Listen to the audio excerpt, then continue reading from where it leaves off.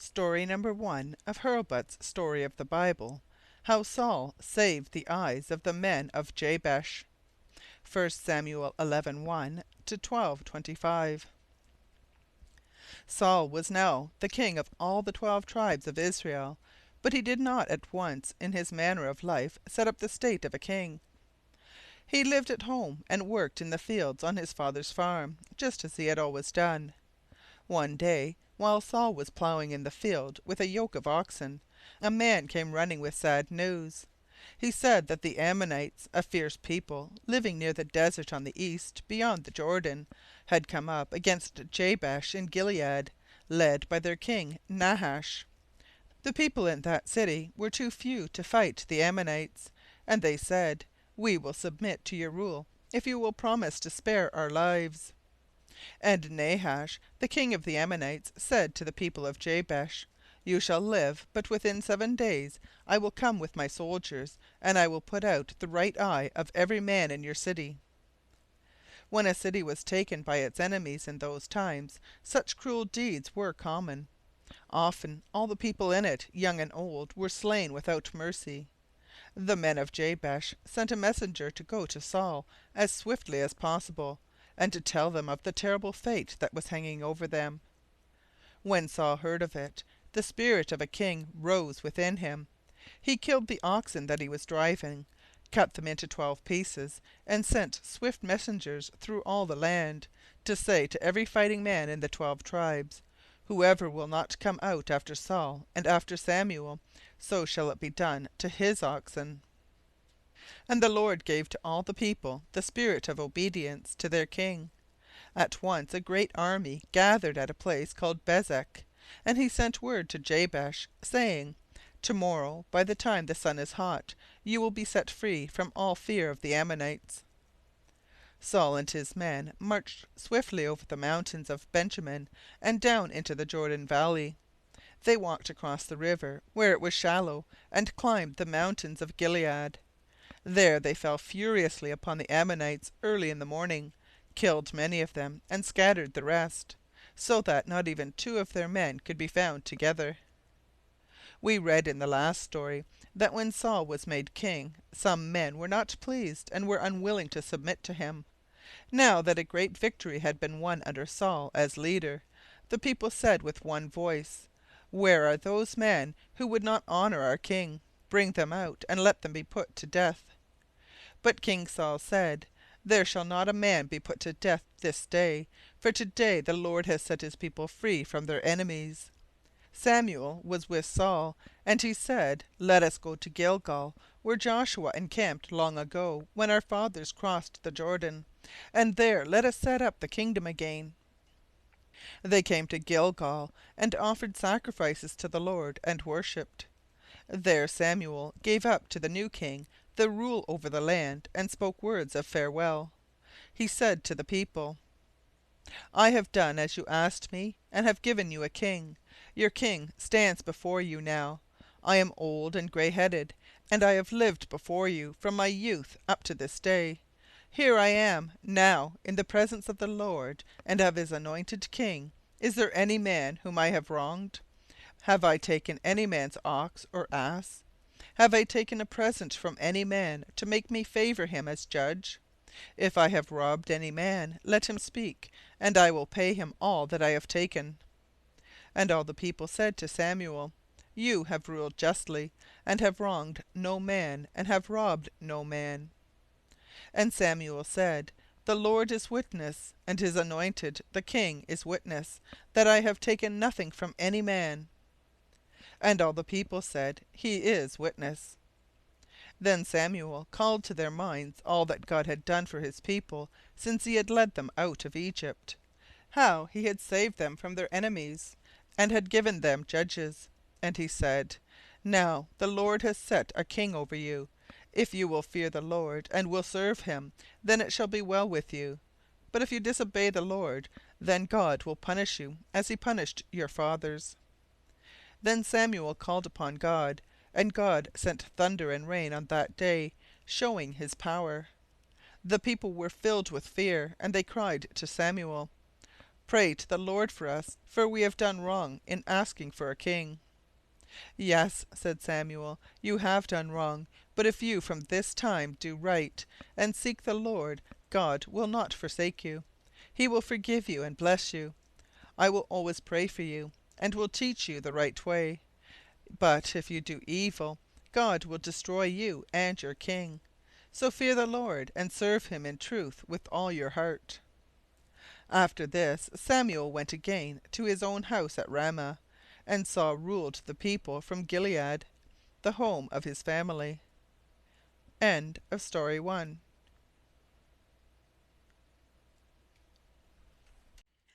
Story 2 of Hurlbut's Story of the Bible.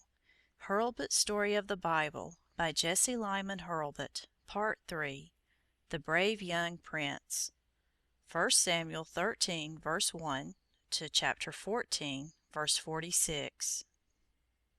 The people had hoped that when they should have a king to lead them in war, they might break the power of the Philistines, who were still rulers over a large part of the land. But after Saul had been king 2 years, the Philistines seemed to be stronger than ever. They held many walled towns on the hills, and from these their warriors went out robbing the villages and taking away the crops from the farmers, so that the men of Israel were kept very poor and in great fear. The Philistines would not allow the Israelites to do any work in iron, in order to keep them from making swords and spears for themselves. When a man wished to have his iron plowshare sharpened or to have a new one made, he must go to the Philistines for the work. So when Saul gathered an army, scarcely any of the men could find swords or spears, and Saul and his son Jonathan were the only ones who wore suits of armor to protect them from the darts of the enemy. Saul gathered together a little army, of which a part was with him at Michmash, and another part with his son Jonathan at Gibeah, 5 miles to the south. Jonathan, who was a very brave young man, led his band against the Philistines at Geba, halfway between Gibeah and Michmash, and took that place from them. The news of this fight went through the land, and the Philistines came up the mountains with a great army, having chariots and horsemen. Saul blew a trumpet, and called the Israelites to the old camp at Gilgal, down in the valley of the Jordan. And many came, but they came trembling with fear of the Philistines. Samuel had told him not to march from Gilgal until he should come to offer a sacrifice and to call upon God. But Samuel delayed coming, and Saul grew impatient, for he saw his men scattering. At last Saul could wait no longer. He offered a sacrifice himself, though he was no priest. But while the offering was still burning on the altar, Samuel came. He said to Saul, "What is this that you have done?" And Saul answered, "I saw that my men were scattering, and I feared that the enemy might come down upon me. So I offered the sacrifice myself, since you were not here." "You have done wrong," said Samuel. "You have not kept God's commands. If you had obeyed and trusted the Lord, He would have kept you in safety. But now God will find some other man who will do His will, a man after His own heart, and God in His own time take the kingdom from you and give it to Him." And Samuel left camp and went away, leaving Saul. Saul led his men, only 600, up the mountains to Geba, the place which Jonathan had taken. Across the valley near Michmash was the host of the Philistines in plain sight. One morning Jonathan and the young man who waited on him went down the hill toward the camp of the Philistines.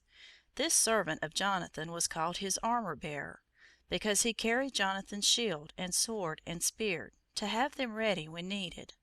Jonathan could see the Philistines just across the valley. He said, "If the Philistines say to us, 'Come over,' we will go and fight them, even though we too are alone, for we will take it as a sign that God will help us." The Philistines saw the 2 Israelites standing on a rock across the valley, and they called to them, "Come over here, and we will show you something." Then Jonathan said to his armor-bearer, "Come on, for the Lord has given them into our hand." Then they crossed the valley and came suddenly up to the Philistines, and struck them down right and left, without giving them a moment. Some fell down, but others ran away, and soon, as their fellow soldiers saw them running, they too became frightened, and everybody began to run to and fro. Some fought the men who were running away, and before many minutes the Israelites on the hill across the valley could see the Philistines fighting and killing each other, the men running in every direction, and their army melting away.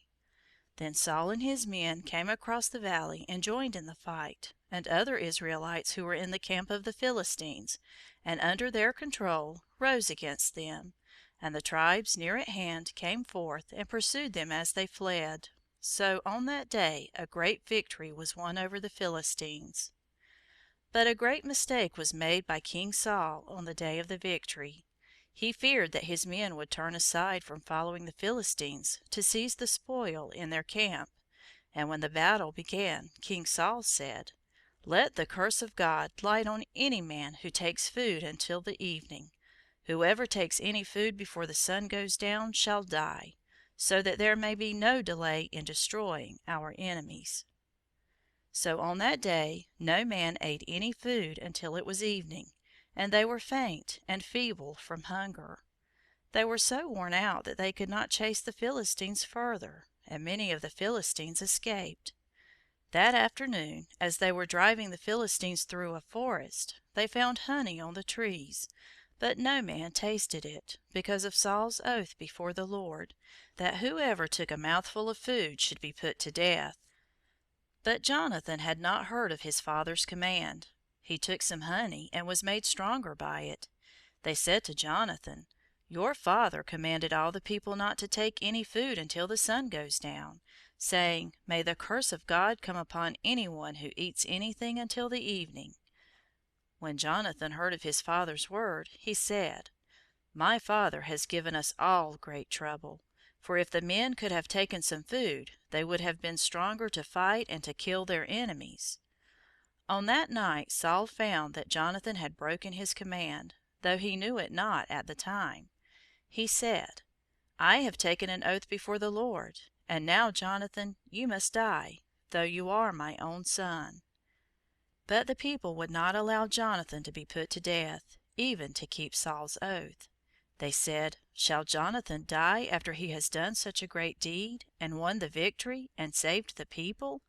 Not a hair of his head shall fall, for he has done God's work this day." And they rescued Jonathan from the hand of the king and set him free. A great victory had been won, but Saul had already shown that he was not fit to rule, because he was too hasty in his acts and his words, and because he was not careful to obey God's command. The Philistines after this battle stayed for a time in their own land beside the great sea, and did not trouble the Israelites upon the mountains. End of Story 2.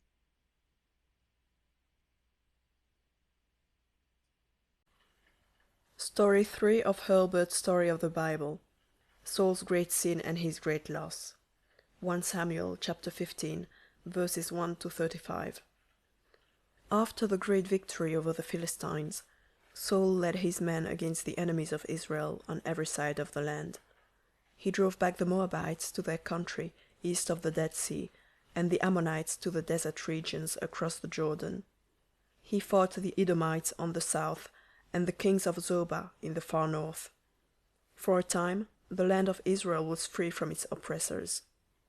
On the south of the land, in the desert where the Israelites had journeyed for 40 years, were living the wild and wandering Amalekites, a people who had sought to harm the Israelites soon after they came out of Egypt, and had killed many of their people when they were helpless on their journey. For this, God had said that Israel should have war against the Amalekites until they were destroyed. The time had now come for God's word against the Amalekites to be fulfilled, and Samuel said to Saul, "Thus says the Lord, the God of hosts, go down and make war against the Amalekites and destroy them utterly." Then Saul called out the men of war in all the tribes, and they marched southward into the desert where many years before their fathers had lived for 40 years. There Saul made war on the Amalekites and took their city and destroyed it.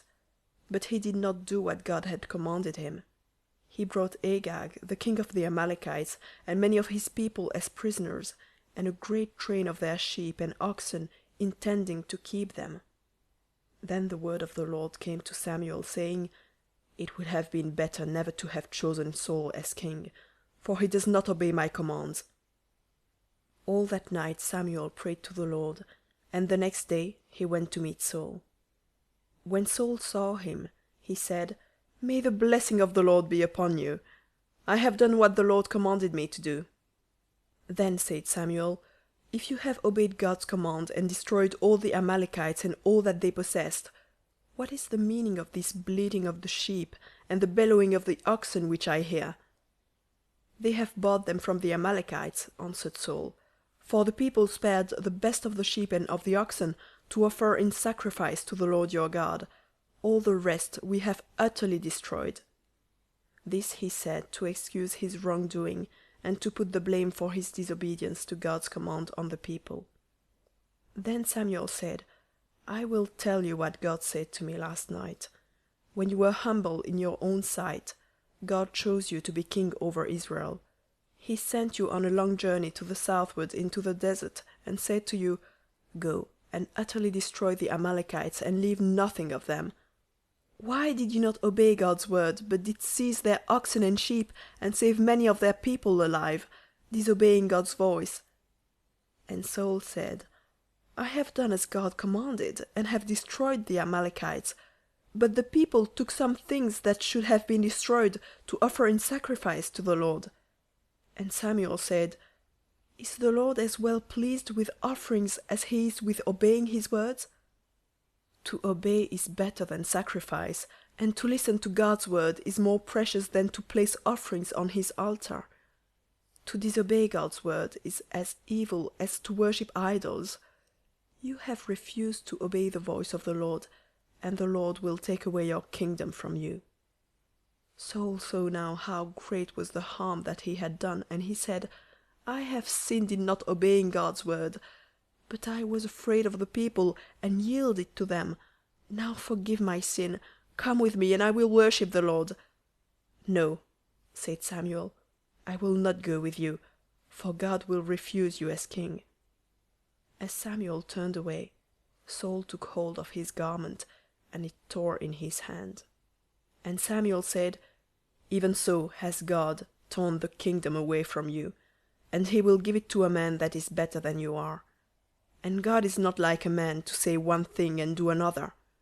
What God has said shall surely come to pass. Saul begged Samuel so hard not to leave him, but to give him honor in presence of the people, that Samuel went with Saul, and Saul worshipped the Lord with Samuel. After this, Samuel went to his house at Ramah, and he never again met Saul as long as he lived. But he mourned and wept for Saul, because he had disobeyed the Lord, and the Lord had rejected him as king. End of story 3. Story 4 of Hurlbut's Story of the Bible. The Shepherd Boy of Bethlehem. 1 Samuel chapter 16, verses 1 to 23. When Samuel told Saul that the Lord would take away the kingdom from him, he did not mean that Saul should lose the kingdom at once. He was no longer God's king, and as soon as the right man in God's sight should be found, and should be trained for his duty as king, then God would take away Saul's power, and would give it to the man whom God had chosen. But it was many years before all this came to pass. Samuel, who had helped in choosing Saul as king, still loved him, and he felt very sorry to find Saul disobeying God's commands. He wept much, and mourned for Saul. But the Lord said to Samuel, Do not weep and mourn any longer over Saul, for I have refused him as king. Fill the horn with oil, and go to Bethlehem in Judah. There find a man named Jesse, for I have chosen a king among his sons. But Samuel knew that Saul would be very angry if he should learn that Samuel had named any other man as king in his place. He said to the Lord, How can I go? If Saul hears of it, he will kill me. Then the Lord said to Samuel, Take a young cow with you, and tell the people that you have come to make an offering to the Lord, and call Jesse and his sons to the sacrifice. I will tell you what to do, and you shall anoint the one whom I name to you." Samuel went over the mountains southward from Ramah to Bethlehem, about 10 miles, leading a cow. The rulers of the town were alarmed at his coming, for they feared that he had come to judge the people for some evil doing. But Samuel said, "I have come in peace to make an offering and to hold a feast to the Lord. Make yourselves ready, and come to the sacrifice." And he invited Jesse and his sons to the service. When they had made themselves ready, they came before Samuel. He looked at the sons of Jesse very closely. The oldest was named Eliab, and he was so tall and noble-looking that Samuel thought, "Surely this young man must be the one whom God has chosen." But the Lord said to Samuel, "Do not look on his face, nor on the height of his body, for I have not chosen him. Man judges by the outward looks, but God looks at the heart." Then Jesse's second son, named Shammah, passed by, and the Lord said, "I have not chosen this one."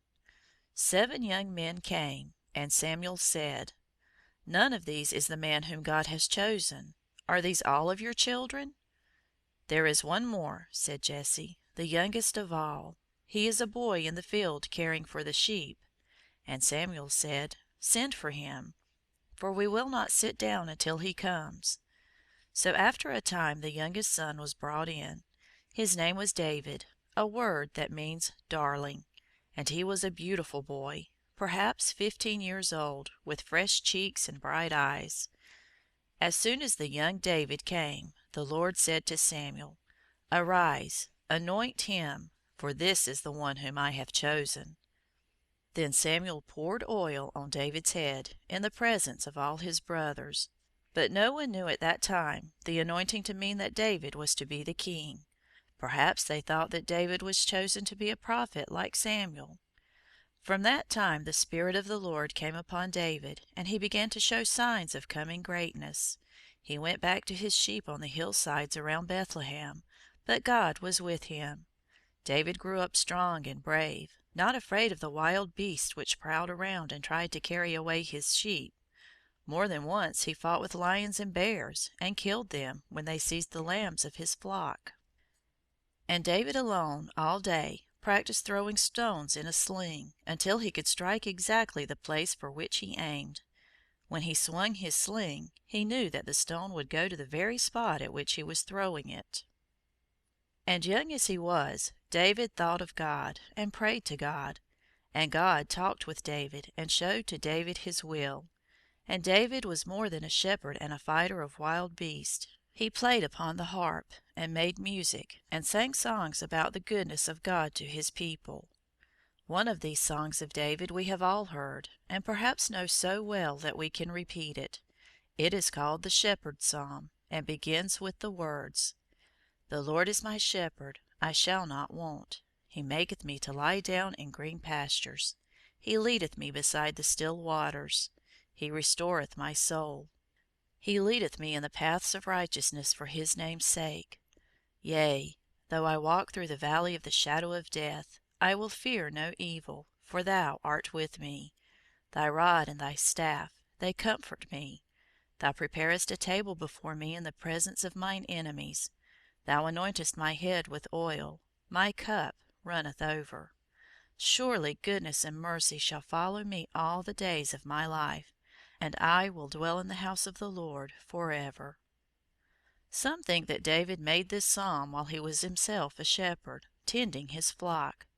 But it seems rather like the thoughts of a man than of a boy, and it is more likely that long after those days, when David was a king, and remembered his youth and his flock in the fields, that he saw how God had led him, just as he had led his sheep, and then he wrote this psalm. But while the Spirit of God came to David among his sheep, that Spirit left King Saul, because he no longer obeyed God's words. Then Saul became very unhappy and gloomy in his feelings. There were times when he seemed to lose his mind, and a madness would come upon him. And at almost all times Saul was sad and full of trouble, because he was no more at peace with God. The servants around Saul noticed that when someone played on the harp and sang, Saul's gloom and trouble passed away, and he became cheerful. At one time Saul said, "Find someone who can play well, and bring him to me. Let me listen to music, for it drives away my sadness." One of the young men said, "I have seen a young man, a son of Jesse in Bethlehem, who can play well. He is handsome in his looks and agreeable in talking. Then I have heard that he is a brave young man, who can fight as well as he can play, and the Lord is with him." Then Saul sent a message to Jesse, David's father. He said, "Send me your son David, who is with the sheep. Let him come and play before me." Then David came to Saul, bringing with him a present for the king from Jesse. When Saul saw him, he loved him, as did everybody who saw the young David. And David played on the harp and sang before Saul. And David's music cheered Saul's heart and drove away his sad feelings. Saul liked David so well that he made him his armor-bearer, and David carried the shield and spear and sword for Saul when the king was before his army. But Saul did not know that David had been anointed by Samuel.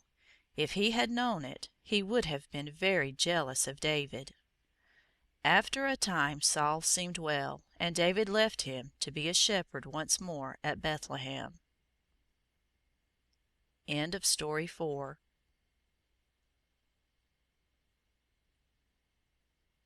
Story number 5 of Hurlbut's Story of the Bible. The Shepherd Boys Fight with the Giant. 1 Samuel 7, 1-54. All through the reign of Saul there was constant war with the Philistines who lived upon the lowlands west of Israel. At one time, when David was still with his sheep, a few years after he had been anointed by Samuel, the camp of the Philistines and the Israelites were set against each other on opposite sides of the valley of Elah, ready to fight each other. In the army of Israel were the 3 oldest brothers of David, who were soldiers under King Saul. Every day a giant came out of the camp of the Philistines and dared someone to come from the Israelites' camp and fight with him. The giant's name was Goliath. He was 9 feet high, and he wore armor from head to foot, and carried a spear twice as long and as heavy as any other man could hold, and his shield-bearer walked before him. He came every day and called out across the little valley, "I am a Philistine, and you are servants of Saul. Now choose one of your men and let him come out and fight with me. If I kill him, then you shall submit to us, and if he kills me, then we will give up to you. Come now, send out your man." But no man in the army, not even King Saul, dared go out and fight with the giant. The Israelites were mostly farmers and shepherds, and were not fond of war, as were the Philistines. Then, too, very few of the Israelites had swords and spears, except such rude weapons as they could make out of their farming tools. 40 days the camps stood against each other, and the Philistine giant continued his call. One day, old Jesse, the father of David, sent David from Bethlehem to visit his 3 brothers in the army. David came, spoke to his brothers, and gave them a present from his father. While he was talking with them, Goliath the giant came out as before in front of the camp, calling for someone to fight with him. The Israelites said to one another, "If any man will go out and kill this Philistine, the king will give him a great reward and a high rank, and the king's daughter shall be his wife." And David said, "Who is this man that speaks in this proud manner against the armies of the living God? Why does not someone go out and kill him?" David's brother Eliab said to him, "What are you doing here, leaving your sheep in the field? I know that you have come down just to see the battle." But David did not care for his brother's angry words. He was thinking out some way to kill this boasting giant. While all the men were in terror, this boy thought of a plan. He believed that he knew how to bring down the big warrior with all his armor. Finally, David said, If no one else will go, I will go out and fight with this enemy of the Lord's people." They brought David before King Saul. Some years had passed since Saul had met David, and he had grown from a boy to a man, so that Saul did not know him as the shepherd who had played on the harp before him in other days. Saul said to David, "You cannot fight with this giant. You are very young, and he is a man of war, trained from his youth." And David answered King Saul, "I am only a shepherd, but I have fought with lions and bears when they have tried to steal my sheep, and I am not afraid to fight with this Philistine. The Lord saved me from the lion's jaw and the bear's paw, and he will save me from this enemy, for I shall fight for the Lord and his people." Then Saul put his own armor on David, a helmet on his head, and a coat of mail on his body, and a sword at his waist. But Saul was almost a giant, and his armor was far too large for David. David said, "I am not used to fighting with such weapons as these. Let me fight in my own way." So David took off Saul's armor, for David's plan to fight the giant did not need an armor, but did need a quick eye, a clear head, a sure aim, and a bold heart. And all these David had, for God had given them to him. David's plan was very wise. It was to make Goliath think that his enemy was too weak for him to be on his guard against him. And while so far away that the giant could not reach him with sword or spear, to strike him down with a weapon which the giant would not expect and would not be prepared for. David took his shepherd's staff in his hand, as though that were to be his weapon. But out of sight, in a bag under his mantle, he had 5 smooth stones carefully chosen and a sling. The weapon he knew how to use. Then he came out to meet the Philistine. The giant looked down on the youth and despised him and laughed at him. "Am I a dog," he said, "that this boy comes to me with a staff? I will give his body to the birds of the air and the beasts of the field." And the Philistine cursed David by the gods of his people. And David answered him, "You come against me with a sword and a spear and a dart, but I come to you in the name of the Lord of hosts, the God of the armies of Israel. This day will the Lord give you into my hand. I will strike you down and take off your head, and the host of the Philistines shall be dead bodies to be eaten by the birds and the beasts, so that all may know that there is a God in Israel, and that he can save in other ways besides with sword and spear." And David ran toward the Philistine, as if to fight him with his shepherd's staff. But when he was just near enough for a good aim, he took out his sling and hurled a stone aimed at the giant's forehead. David's aim was good. The stone struck the Philistine in his forehead. It stunned him, and he fell to the ground. While the two armies stood wondering, and scarcely knowing what had caused the giant to fall so suddenly, David ran forward, drew out the giant's own sword, and cut off his head.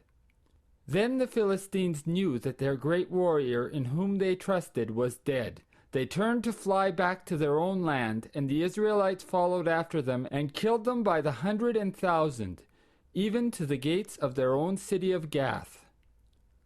So in that day David won a great victory and stood before all the land as the one who had saved his people from their enemies. End of story 5. Story number 6 of Hurlbut's Story of the Bible. The Little Boy Looking for the Arrows. 1 Samuel 17:55 to 20:42. After David had slain the giant, he was brought before King Saul, still holding the giant's head. Saul did not remember in this bold fighting man the boy who a few years before had played in his presence. He took him into his own house and made him an officer among his soldiers. David was as wise and as brave in the army as he had been when facing the giant, and very soon he was in command of 1,000 men. All the men loved him, both in Saul's court and in his camp, for David had the Spirit that drew all hearts toward him. When David was returning from his battle with the Philistines, the women of Israel came to meet him out of the cities with instruments of music, singing and dancing, and they sang, "Saul has slain his thousands, and David his 10,000s." This made Saul very angry, for he was jealous and suspicious in his spirit. He thought constantly of Samuel's words, that God would take the kingdom from him and would give it to one who was more worthy of it. He began to think that perhaps this young man who had come in a single day to greatness before the people might try to make himself king. His former feeling of unhappiness again came over Saul. He raved in his house, talking as a man talks who is crazed. By this time they all knew that David was a musician, and they called him again to play on his harp and to sing before the troubled king. But now in his madness, Saul would not listen to David's voice. Twice he threw his spear at him, but each time David leapt aside, and the spear went into the wall of the house. Saul was afraid of David, for he saw that the Lord was with David, as the Lord was no longer with himself. He would have killed David, but did not dare to kill him, because everybody loved David. Saul said to himself, "Though I cannot kill him myself, I will have him killed by the Philistines." And he sent David out on dangerous errands of war. But David came home in safety, all the greater and the more beloved after each victory. Saul said, "I will give you my daughter Merab for your wife if you will fight the Philistines for me." David fought the Philistines, but when he came home from the war, he found that Merab, who had been promised to him, had been given as wife to another man. Saul had another daughter named Michal. She loved David and showed her love for him. Then Saul sent word to David, saying, "You shall have Michal, my daughter, for your wife, when you have killed 100 Philistines." Then David went out and fought the Philistines and killed 200 of them, and they brought the word to Saul. Then Saul gave him his daughter Michal as his wife. But he was all the more afraid of David as he saw him growing in power and drawing nearer to the throne of the kingdom. But if Saul hated David, Saul's son Jonathan loved David with all his heart. This was the brave young warrior of whom we read in Story 55, who, with his armor-bearer, went out alone to fight the Philistine army. Jonathan saw David's courage and nobility of soul and loved him with all his heart. He took off his own royal robe and his sword and his bow and gave them all to David. It grieved Jonathan greatly that his father Saul was so jealous of David.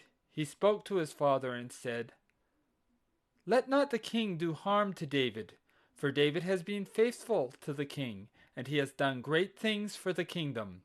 He took his life in his hand and killed the Philistine and won a great victory for the Lord and for the people. Why should you seek to kill an innocent man?" For the time, Saul listened to Jonathan and said, "As the Lord lives, David shall not be put to death." And again David sat at the king's table among the princes, and when Saul was troubled again, David played on his harp and sang before him. But once more Saul's jealous anger arose, and he threw his spear at David. David was watchful and quick. He leapt aside, and, as before, the spear fastened into the wall.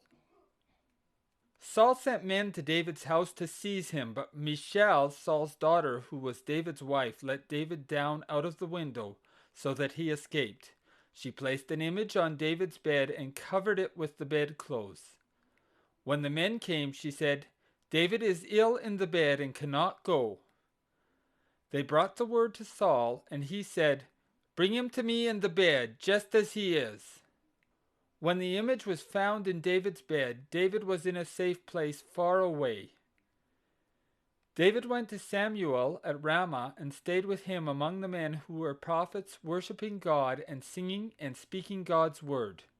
Saul heard that David was there and sent men to take him. But when these men came and saw Samuel and the prophets praising God and praying, the same Spirit came on them, and they began to praise and to pray. Saul sent other men, but these also, when they came among the prophets, felt the same power and joined in the worship. Finally Saul said, "If no other men will bring David to me, I will go myself and take him." And Saul went to Ramah. But when he came near to the company of the worshippers, praising God and praying and preaching, the same Spirit came on Saul. He too began to join in the songs and the prayers and stayed there all that day and that night, worshiping God very earnestly. When the next day he went again to his home in Gibeah, his feeling was changed for the time, and he was again friendly to David. But David knew that Saul was at heart his bitter enemy and would kill him if he could as soon as his madness came upon him. He met Jonathan out in the field away from the place. Jonathan said to David, "Stay away from the king's table for a few days, and I will find out how he feels toward you, and will tell you. Perhaps even now my father may become your friend, but if he is to be your enemy, I know that the Lord is with you and that Saul will not succeed against you. Promise me that, as long as you live, you will be kind to me, and not only to me while I live, but to my children after me." Jonathan believed, as many others believed, that David would yet become the king of Israel, and he was willing to give up to David his right to be king. Such was his great love for him. That day a promise was made between Jonathan and David, that they and their children and those who should come after them should be friends forever. Jonathan said to David, "I will find how my father feels toward you, and will bring you word. After 3 days I will be here with my bow and arrows, and I will send a little boy out near your place of hiding, and I will shoot 3 arrows. If I say to the boy, 'Run, find the arrows, they are on this side of you,' then you can come safely, for the king will not harm you. But if I call out to the boy, 'The arrows are away beyond you,' that will mean that there is danger, and you must hide from the king." So David stayed away from Saul's table for 2 days. At first Saul said nothing of his absence, but at last he said, "Why has not the son of Jesse come to meals yesterday and today?" And Jonathan said, "David asked leave of me to go to his home at Bethlehem and visit his oldest brother." Then Saul was very angry. He cried out, "You are a disobedient son.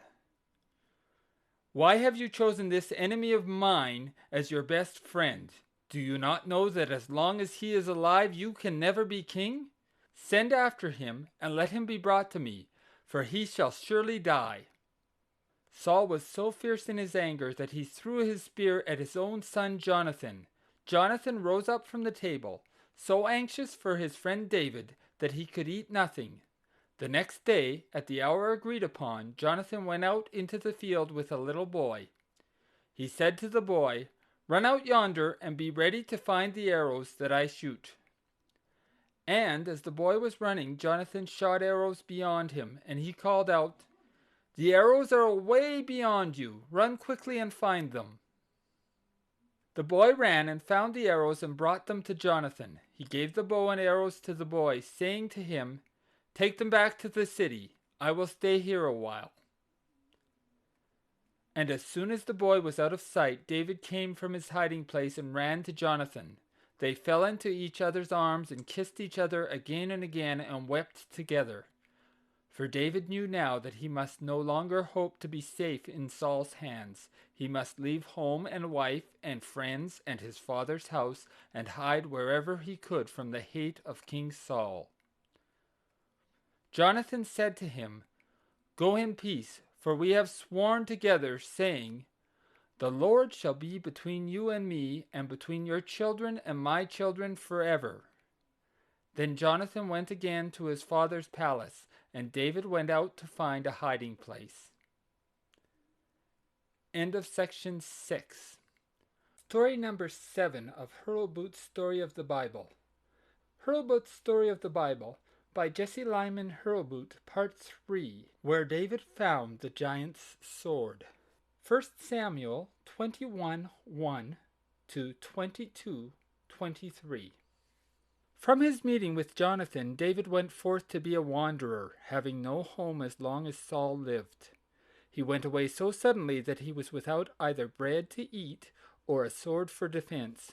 On his way he called at a little city called Nob, where the tabernacle was then standing, although the holy ark was still in another place by itself. See Story 51. The chief priest, Ahimelech, was surprised to see David coming alone. David said to him, "The king has sent me upon an errand of which no one is to be told, and my men are to meet me in a secret place. Can you give me a few loaves of bread?" "There is no bread here," said the priest, "except the holy bread from the table in the holy house. The priests have just taken it away to put new bread in its place." For an account of the table and the bread, see Story 27. "Let me have that bread," said David, "for we are the Lord's and are holy." So the priest gave David the holy bread, which was to be eaten by the priests alone. David said also, "Have you a spear or a sword which I can take with me?" "The king's errand was so sudden that I had no time to bring my weapons." "There is no sword here," said the priest, "except the sword of Goliath of Gath, whom you slew in the valley of Elah. It is wrapped in a cloth in the closet with the priest's robe. If you wish that sword, you can have it." See Story 58. "There is no sword like that," said David. "Give it to me." So David took the giant's sword and 5 loaves of bread and went away. But where should he go? Nowhere in Saul's kingdom would be safe, and he went down to live among his old enemies, the Philistines, on the plain. But the Philistines had not forgotten David, who had slain their great Goliath and beaten them in many battles. They would have seized him and killed him, but David acted as though he was crazy. Then the king of the Philistines said, "Let this poor crazy man go. We do not want him here." And David escaped from among them and went to live in the wilderness of Judah. He found a great cave, called the cave of Adullam, and hid in it. Many people heard where he was, and from all parts of the land, especially from his own tribe of Judah, men who were not satisfied with the rule of King Saul gathered around David. Soon he had a little army of 400 men who followed David as their captain. All these men with David were good fighters, and some of them were very brave in battle. 3 of these men at one time wrought a great deed for David. While David was in the great cave with his men, the Philistines were holding the town of Bethlehem, which had been David's home. David said one day, "How I wish that I could have a drink of the water from the well that is beside the gate of Bethlehem." This was the well from which he had drawn water and drank when a boy, and it seemed to him that there was no water so good to his taste. Those 3 brave men went out together, walked to Bethlehem, fought their way through the Philistines who were on guard, drew a vessel of water from the well, and then fought their way back through the enemies. But when they brought the water to David, he would not drink it. He said, "This water was bought by the blood of 3 brave men. I will not drink it, but I will pour it out as an offering to the Lord, for it is sacred." So David poured out the water as a most precious gift to the Lord. Saul soon heard that David, with a band of men, was hiding among the mountains of Judah. One day while Saul was sitting in Gibeah out of doors under a tree with his nobles around him, he said, "You are men of my own tribe of Benjamin, yet none of you will help me to find this son of Jesse, who has made an agreement with my own son against me, and who has gathered an army, and is waiting to rise against me. Is no one of you with me and against mine enemy?" One man, whose name was Doeg, an Edomite, said, "I was at the city of the priests some time ago, and saw the son of Jesse come to the chief priest Ahimelech, and the priest gave him loaves of bread and a sword. Send for Ahimelech and all the priests," commanded King Saul. And they took all the priests as prisoners, 85 men in all. and brought them before King Saul. And Saul said to them, "Why have you priests joined with David, the son of Jesse, to rebel against me the king? You have given him bread and a sword, and have shown yourselves his friends." Then Ahimelech the priest answered the king, "There is no one among all the king's servants as faithful as David, and he is the king's son-in-law, living in the palace and sitting in the king's council. What wrong have I done in giving him bread? I knew nothing of any evil that he had wrought against the king." Then the king was very angry. He said, "You shall die, Ahimelech, and all your father's family, because you have helped this man my enemy. You knew that he was hiding from me, and did not tell me of him." And the king ordered his guards to kill all the priests. But they would not obey him, for they felt that it was a dreadful deed to lay hands upon the priests of the Lord. This made Saul all the more furious, and he turned to Doeg the Edomite, the man who had told of David's visit to the priest. And Saul said to Doeg, "You are the only one among my servants who is true to me. Do you kill these priests who have been unfaithful to their king." And Doeg the Edomite obeyed the king and killed 85 men who wore the priestly garments. He went to the city of the priests and killed all their wives and children and burned the city. One priest alone escaped, a young man named Abiathar, the son of Ahimelech.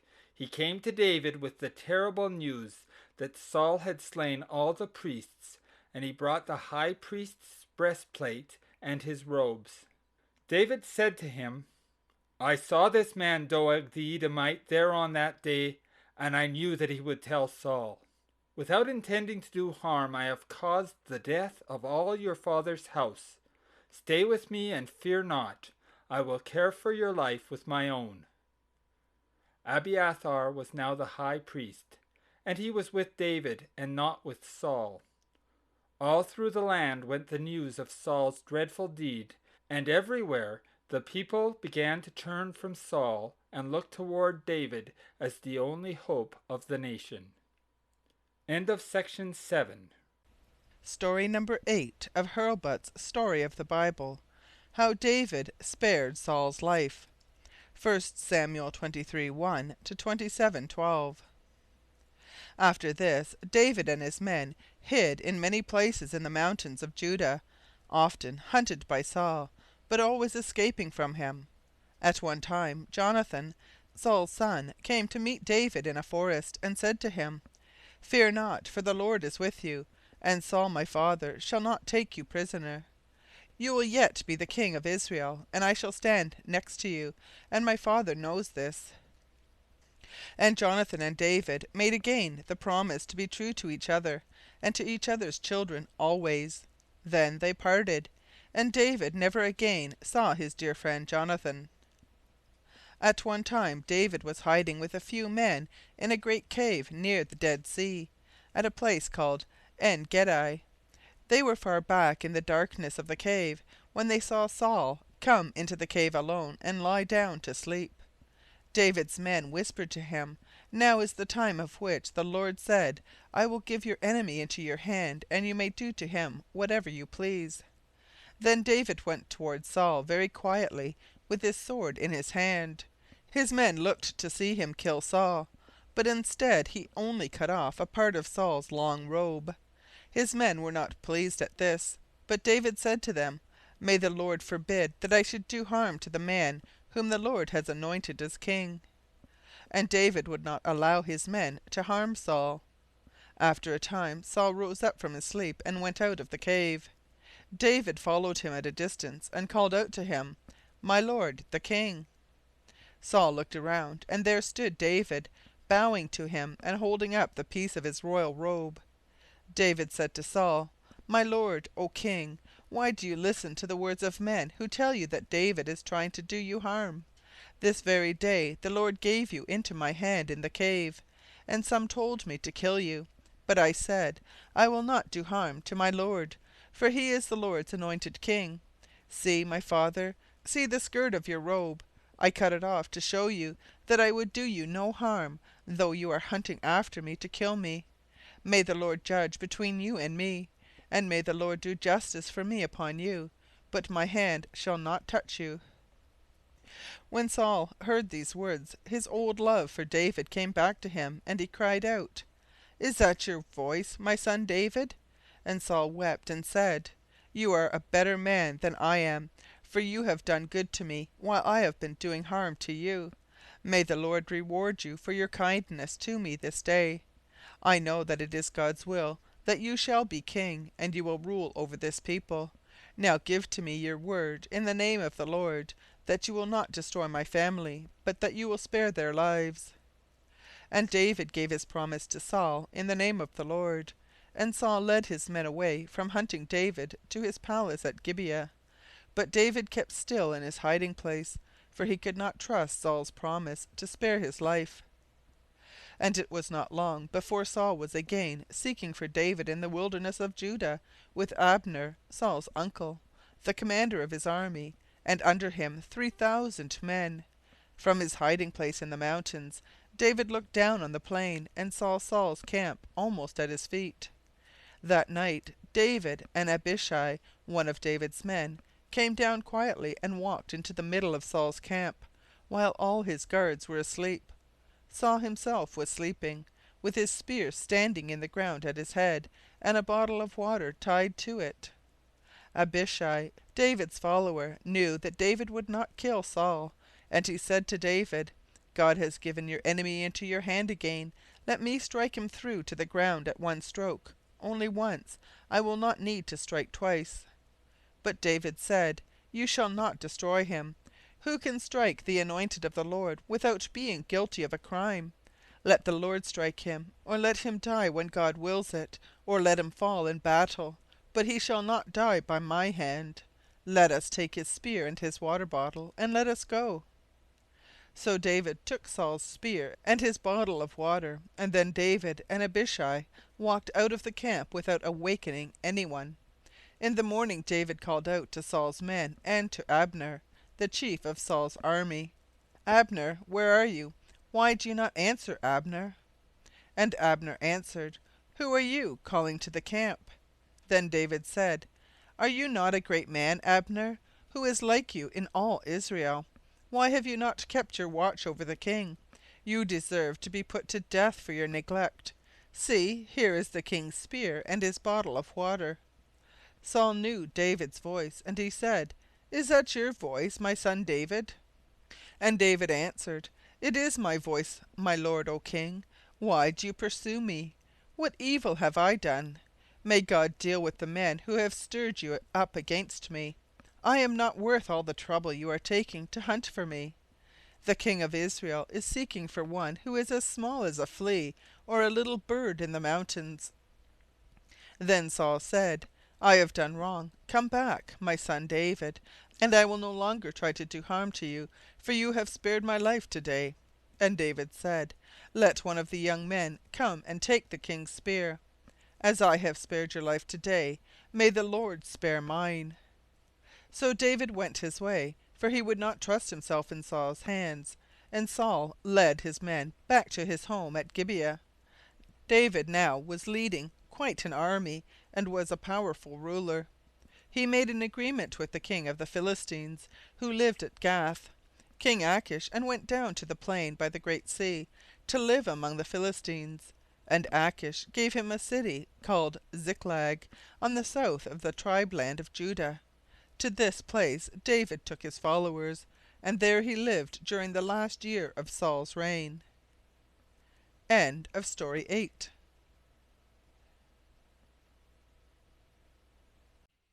Story 9 of Hurlbut's Story of the Bible. The Last Days of King Saul. 1 Samuel chapter 18, verse 1 to chapter 31, verse 13. Once more the Philistines gathered together to make war on King Saul and the land of Israel. The king of the Philistines, Achish, sent for David, and said to him, You and your men shall go with me in the army, and fight against the men of Israel. For David was now living in the Philistine country and under their rule. So David came from Ziklag with all his 600 men, and they stood among the armies of the Philistines. But when the lords of the Philistines saw David and his men, they said, Why are the Israelites here? Is not this the man of whom they sang, Saul slew his thousands, but David his 10,000s? Will not this man turn from us in the battle, and make his peace with his king by fighting against us? This man shall not go with us to war. Then Achish, the king of the Philistines, sent away David and his men, so that David was not compelled to fight against his own people. But when he came to his own city, Ziklag, he found it had been burned and destroyed, and all the people in it, the wives and the children of David's men, and David's own wives also, had been carried away by the Amalekites into the desert on the south. The Lord spoke to David through the high priest Abiathar, saying, Pursue these men, and you will overtake them, and take back all that they have carried away. So David followed the Amalekites into the wilderness. His march was so swift that a part of his men could not endure it, but stopped to rest at the brook of Besor, while 400 men went on with David. He found the Amalekites in their camp, without guards, feasting upon the spoil that they had taken.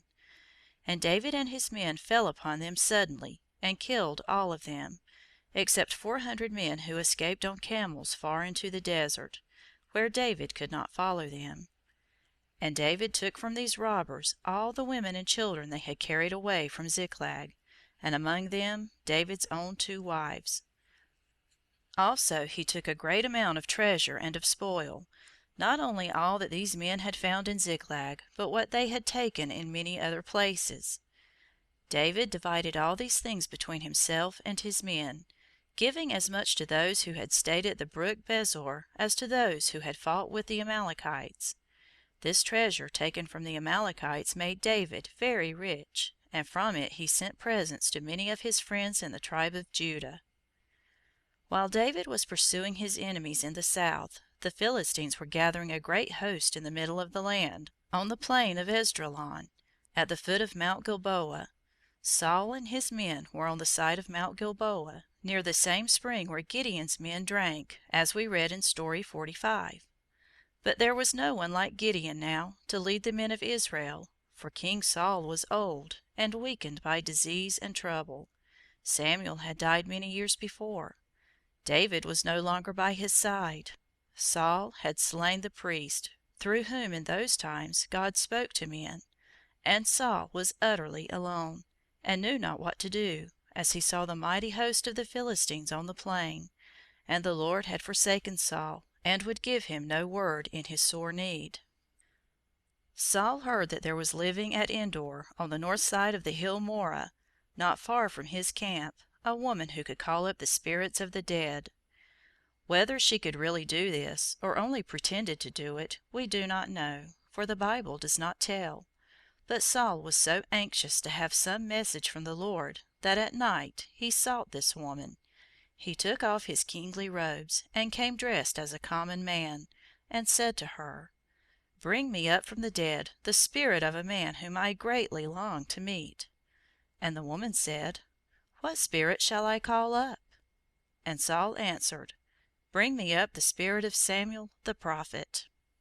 Then the woman called for the spirit of Samuel, and whether spirits had ever arisen from the dead before or not, at that time the Lord allowed the spirit of Samuel to rise up from his place among the dead, to speak to King Saul. When the woman saw Samuel's spirit, she was filled with fear. She cried out, and Saul said to her, Do not fear, but tell me whom you see.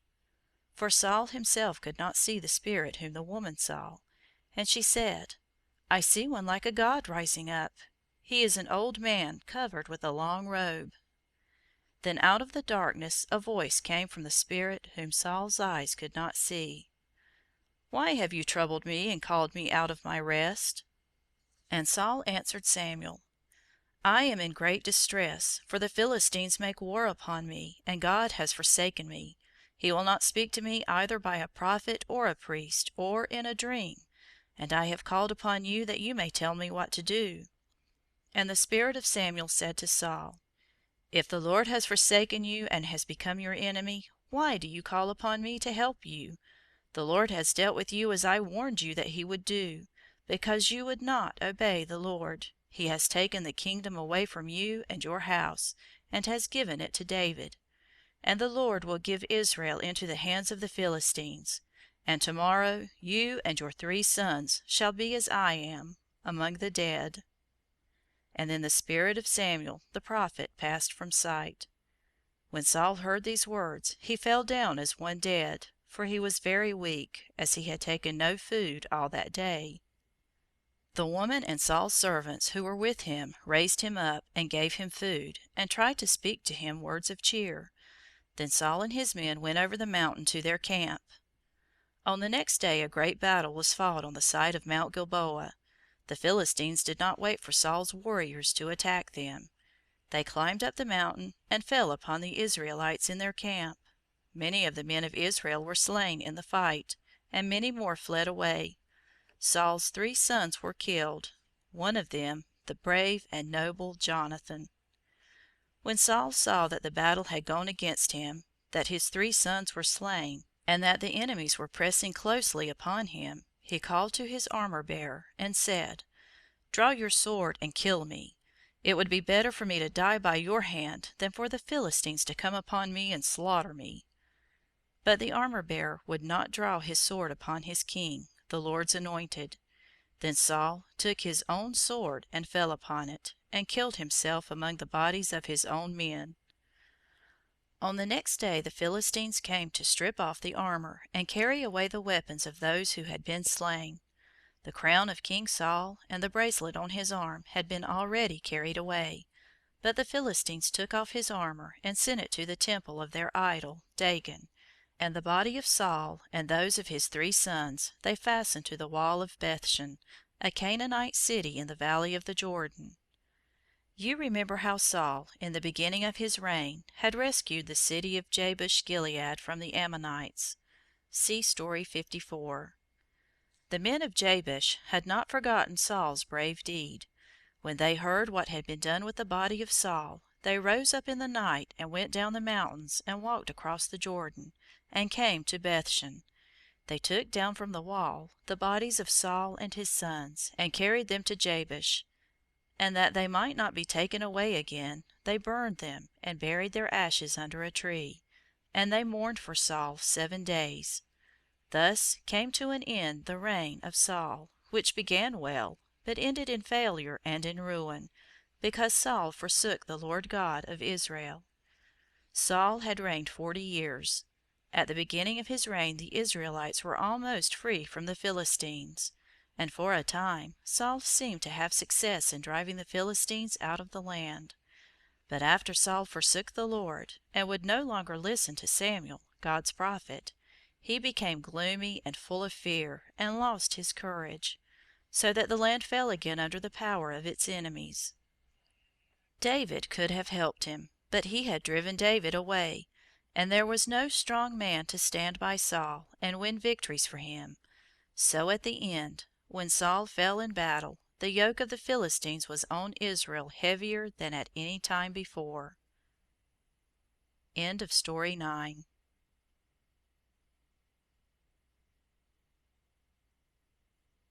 Story number 10 of Hurlbut's Story of the Bible. The Shepherd Boy Becomes a King. 2 Samuel 1:1 to 4:12. On the 3rd day after the battle on Mount Gilboa, David was at his home in Ziklag, on the south of Judah, when a young man came into the town, running, with garments torn and earth on his head, as was the manner of those in deep grief. He hastened to David and fell down before him. And David said to him, "From what place have you come?" And the young man said, "Out of the camp of Israel I have escaped."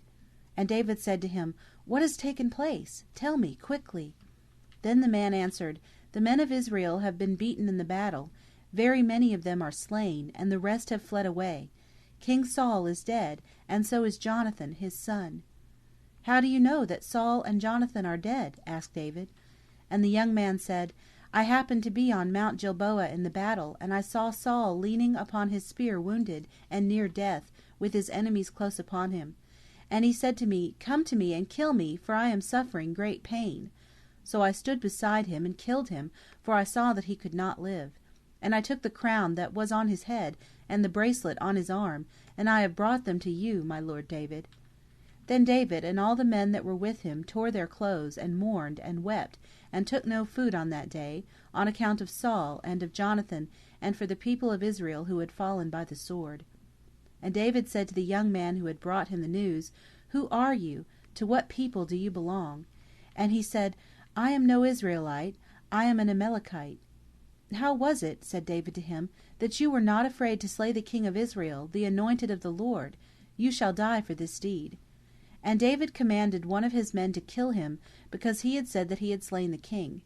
He may have told the truth, but it is more likely that he was not in the battle, and that after the fighting he came upon the field to rob the dead bodies, and that he brought a false story of having slain Saul, hoping to have a reward. But as David would not slay the anointed king, even though he were his enemy, he would not reward, but would rather punish the stranger who claimed to have slain him.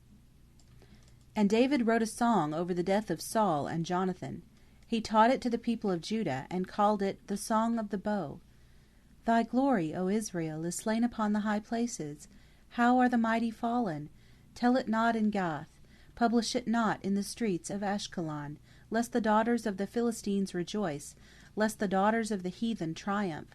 Ye mountains of Gilboa, let there be no dew nor rain upon you, neither fields of offerings.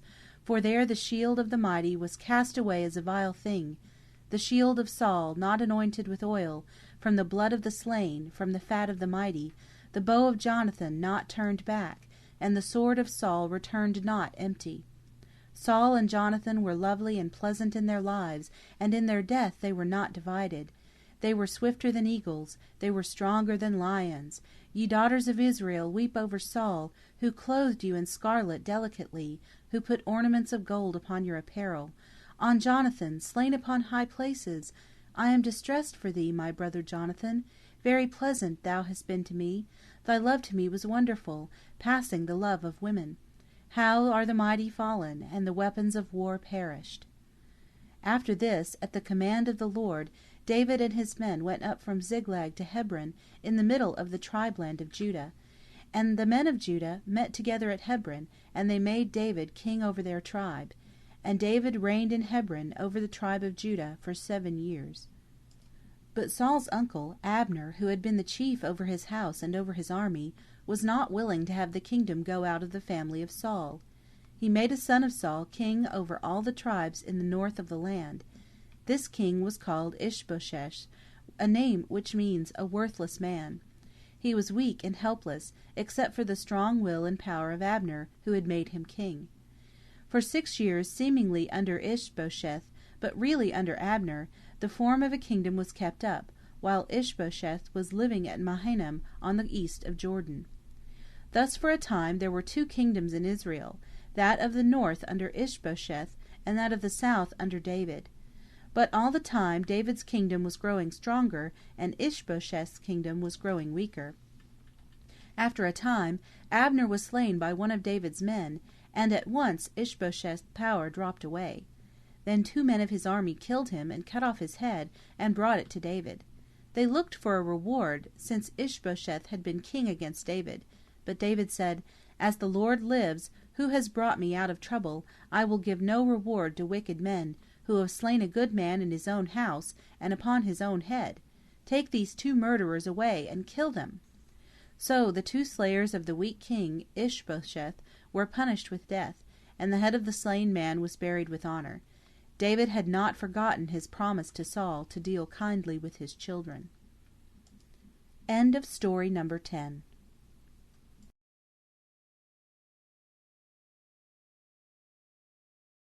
Story number 11 of Hurlbut's Story of the Bible. The Sound in the Treetops. 2 Samuel 5 verse 1 to 7 verse 29. After David had reigned as king over the tribe of Judah for 7 years, and when Saul's son Ishbosheth was dead, all the men in Israel saw that David was the one man who was fit to be king over the land. So the rulers and elders of all the 12 tribes came to David in Hebron, and said to him, We are all your brothers, and in time past, when Saul was king, it was you who led the people. And the Lord said, David shall be the shepherd of my people, and shall be prince over Israel. Now we are ready to make you king over all the land. Then David and the elders of Israel made an agreement together before the Lord in Hebron, and they anointed David as king over all the 12 tribes of Israel, from Dan in the far north to Beersheba in the south. David was now 37 years old, and he reigned over all Israel 33 years. He found the land in a helpless state, everywhere under the power of the Philistines, and with many of its cities still held by the Canaanite people. The city of Jerusalem on Mount Zion had been kept as a stronghold by a Canaanite tribe called the Jebusites ever since the days of Joshua. David led his men of war against it, but the Jebusites, from their high walls and steep rocks, laughed at him. To mock King David, they placed on the top of the wall the blind and lame people, and they called aloud to David, Even blind men and lame men can keep you out of our city. This made David very angry, and he said to his men, Whoever first climbs up the wall and strikes down the blind and lame upon it, he shall be the chief captain and general of the whole army. Then all the soldiers of David rushed against the wall, each striving to be first. The man who was able first to reach the enemies and strike them down was Joab, the son of David's sister Zeruiah, and he became the commander of David's army, a place which he held as long as David lived. After the fortress on Mount Zion was taken from the Jebusites, David made it larger and stronger, and chose it for his royal house, and around it the city of Jerusalem grew up as the chief city in David's kingdom. The Philistines soon found that there was a new king in Israel, and a ruler very different from King Saul. They gathered their army and came against David. He met them in the valley of Rephaim, a little to the south of Jerusalem, and won a great victory over them, and carried away from the field the images of their gods. But that the Israelites might not be led to worship them, David burned them all with fire. A second time the Philistines came up and encamped in the valley of Rephaim. And when David asked of the Lord what he should do, the Lord said to him, Do not go against them openly. Turn to one side, and be ready to come against them from under the mulberry trees, and wait there until you hear a sound overhead in the tops of the trees. When you hear that sound, it will be a sign that the Lord goes before you. Then march forth and fight the Philistines. And David did as the Lord commanded him, and again a great victory was won over the Philistines. But David did not rest when he had driven the Philistines back to their own land. He marched with his men into the Philistines' country, and took their chief city, Gath, which was called the mother city of the Philistines. He conquered all their land, and ended the war of 100 years by making all the Philistine plains subject to Israel. Now that the land was free, David thought that the time had come to bring the holy ark of the Lord out from its hiding place, where it had remained all through the rule of Samuel and the reign of Saul. This was in Kirjath-jearim, also called Baal, a town on the northern border of Judah. David prepared for the ark a new tabernacle on Mount Zion, and with the chosen men of all the tribes he went to bring up the ark to Mount Zion. They did not have the ark carried by priests, as it had been taken from place to place in the earlier days, but they stood it on a wagon, to be drawn by oxen, driven by the sons of the man in whose house the ark had been standing, though these men were not priests. And before the ark walked David and the men of Israel, making music upon all kinds of musical instruments. At one place the road was rough, and the oxen stumbled, and the ark almost fell from the wagon. Uzzah, one of the men driving the oxen, took hold of the ark to steady it. God's law forbade anyone except a priest from touching the ark, and God was displeased with Uzzah for his carelessness, and Uzzah fell dead by the ark of the Lord. This death alarmed David and all the people. David was afraid to have the ark of God come into his city. He stopped the procession and placed the ark in the house nearby of a man named Obed-Edom. There it stayed 3 months. They were afraid that it might bring harm to Obed-Edom and his family, but instead it brought a blessing upon them all. When David heard of the blessings that had come to Obed-Edom with the ark, he resolved to bring it to his own city on Mount Zion. This time the priests carried it as the law commanded, and sacrifices were offered upon the altar. They brought up the ark into its new home on Mount Zion, where a tabernacle was standing ready to receive it. Then, as of old, the priests began to offer the daily sacrifices, and the services of worship were held, after having been neglected through so many years. David was now living in his palace on Mount Zion, and he thought of building a temple to take the place of the tabernacle, for the ark and its services. He said to Nathan, who was a prophet, through whom the Lord spoke to the people, "See, now I live in a house of cedar, but the ark of God stands within the curtains of a tent." "Go, do all that is in your heart," answered Nathan the prophet, "for the Lord is with you." And that night the voice of the Lord came to Nathan, saying, "Go and tell my servant David, thus saith the Lord, Since the time when the children of Israel came out of Egypt, my ark has been in a tent, and I have never said to the people, Build me a house of cedar.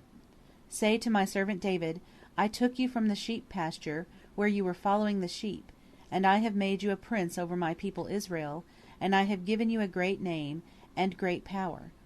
And now, because you have done my will, I will give you a house. Your son shall sit on the throne after you, and he shall build me a house and a temple. And I will give you and your children and your descendants, those who shall come from you, a throne and a kingdom that shall last forever." This promise of God, that under David's line should rise a kingdom to last always, was fulfilled in Jesus Christ, who came long afterward from the family of David, and who reigns as King in heaven and in earth. End of story number 11.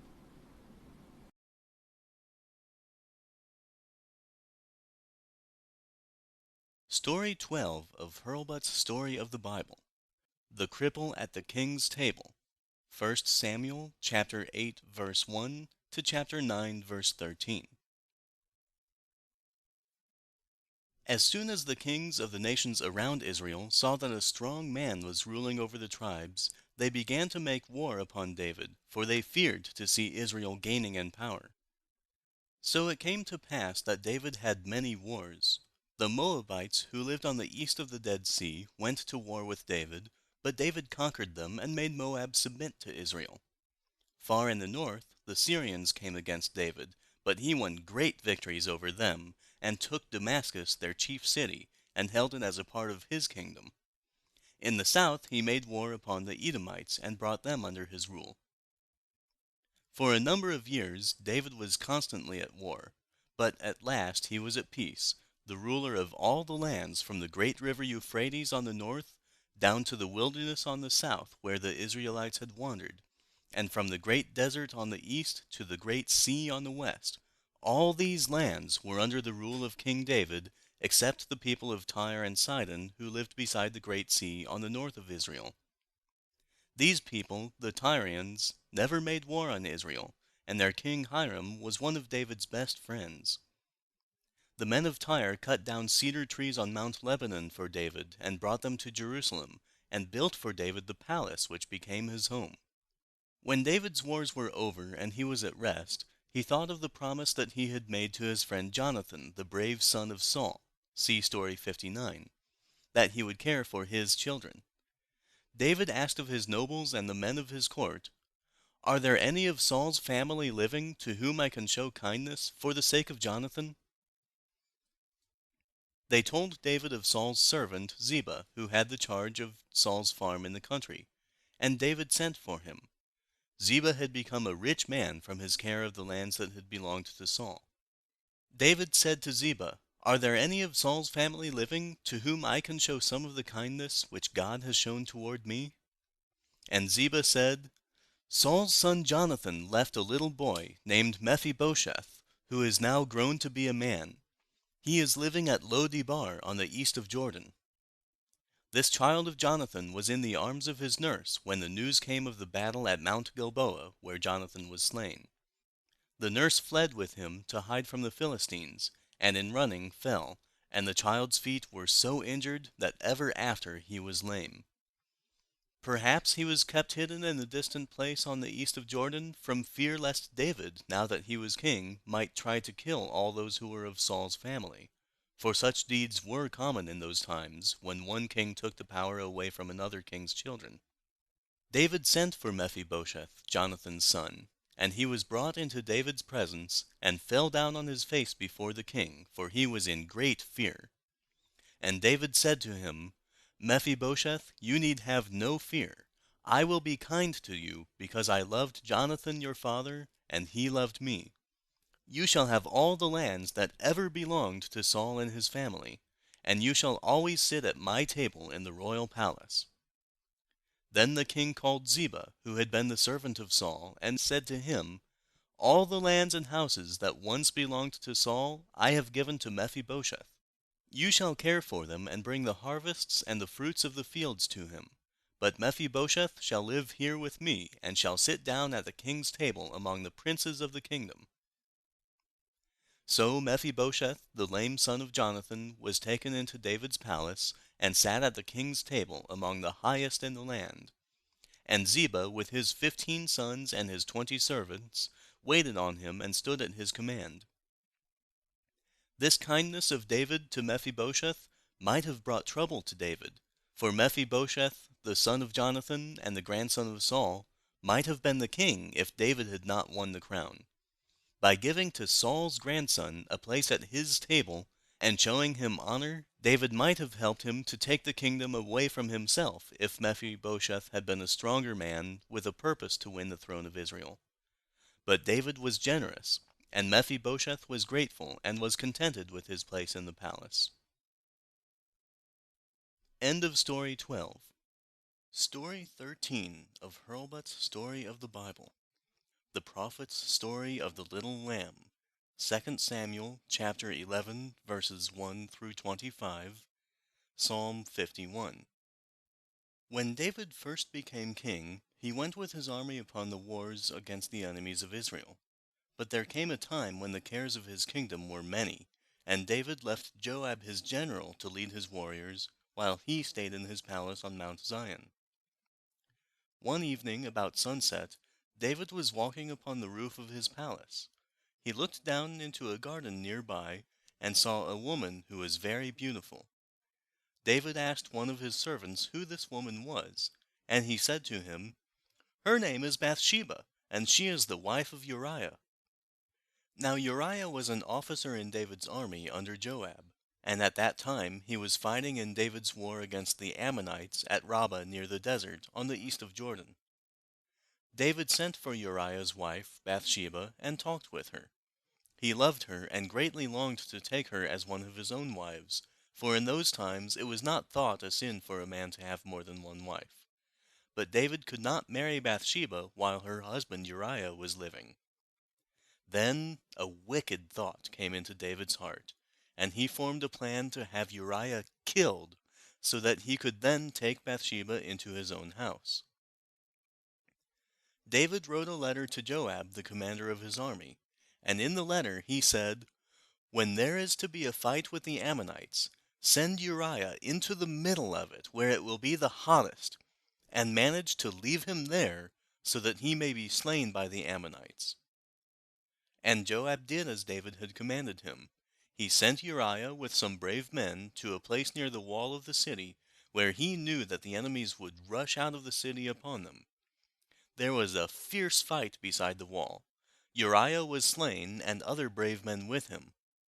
Then Joab sent a messenger to tell King David how the war was being carried on, and especially that Uriah, one of his brave officers, had been killed in the fighting. When David heard this, he said to the messenger, Say to Joab, Do not feel troubled at the loss of the men slain in battle. The sword must strike down some. Keep up the siege. Press forward, and you will take the city. And after Bathsheba had mourned over her husband's death for a time, then David took her into his palace, and she became his wife. And a little child was born to them, whom David loved greatly. Only Joab and David, and perhaps a few others, knew that David had caused the death of Uriah. But God knew it, and God was displeased with David for this wicked deed. Then the Lord sent Nathan the prophet to David to tell him that, though men knew not that David had done wickedly, God had seen it, and would surely punish David for his sin. Nathan came to David, and he spoke to him thus, There were 2 men in one city. One was rich, and the other poor. The rich man had great flocks of sheep and herds of cattle, but the poor man had only one little lamb that he had bought. It grew up in his home with his children, and drank out of his cup, and lay upon his lap, and was like a little daughter to him. One day a visitor came to the rich man's house to dinner. He did not take one of his own sheep to kill for his guest. He robbed the poor man of his lamb, and killed it and cooked it for a meal with his friend. When David heard this, he was very angry. He said to Nathan, "The man who did this thing deserves to die. He shall give back to his poor neighbor fourfold for the lamb taken from him. How cruel to treat a poor man thus, without pity for him." And Nathan said to David, "You are the man who has done this deed. The Lord made you king in place of Saul, and gave you a kingdom. You have a great house and many wives. Why then have you done this wickedness in the sight of the Lord? You have slain Uriah with the sword of the men of Ammon, and you have taken his wife to be your wife. For this there shall be a sword drawn against your house. You shall suffer for it, and your wives shall suffer, and your children shall suffer, because you have done this."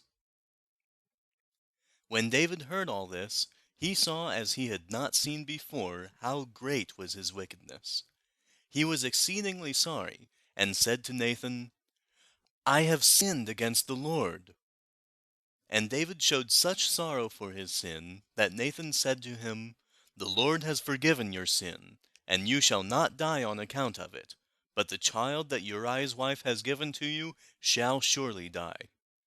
Soon after this, the little child of David and Bathsheba, whom David loved greatly, was taken very ill. David prayed to God for the child's life, and David took no food, but lay in sorrow with his face upon the floor of his house.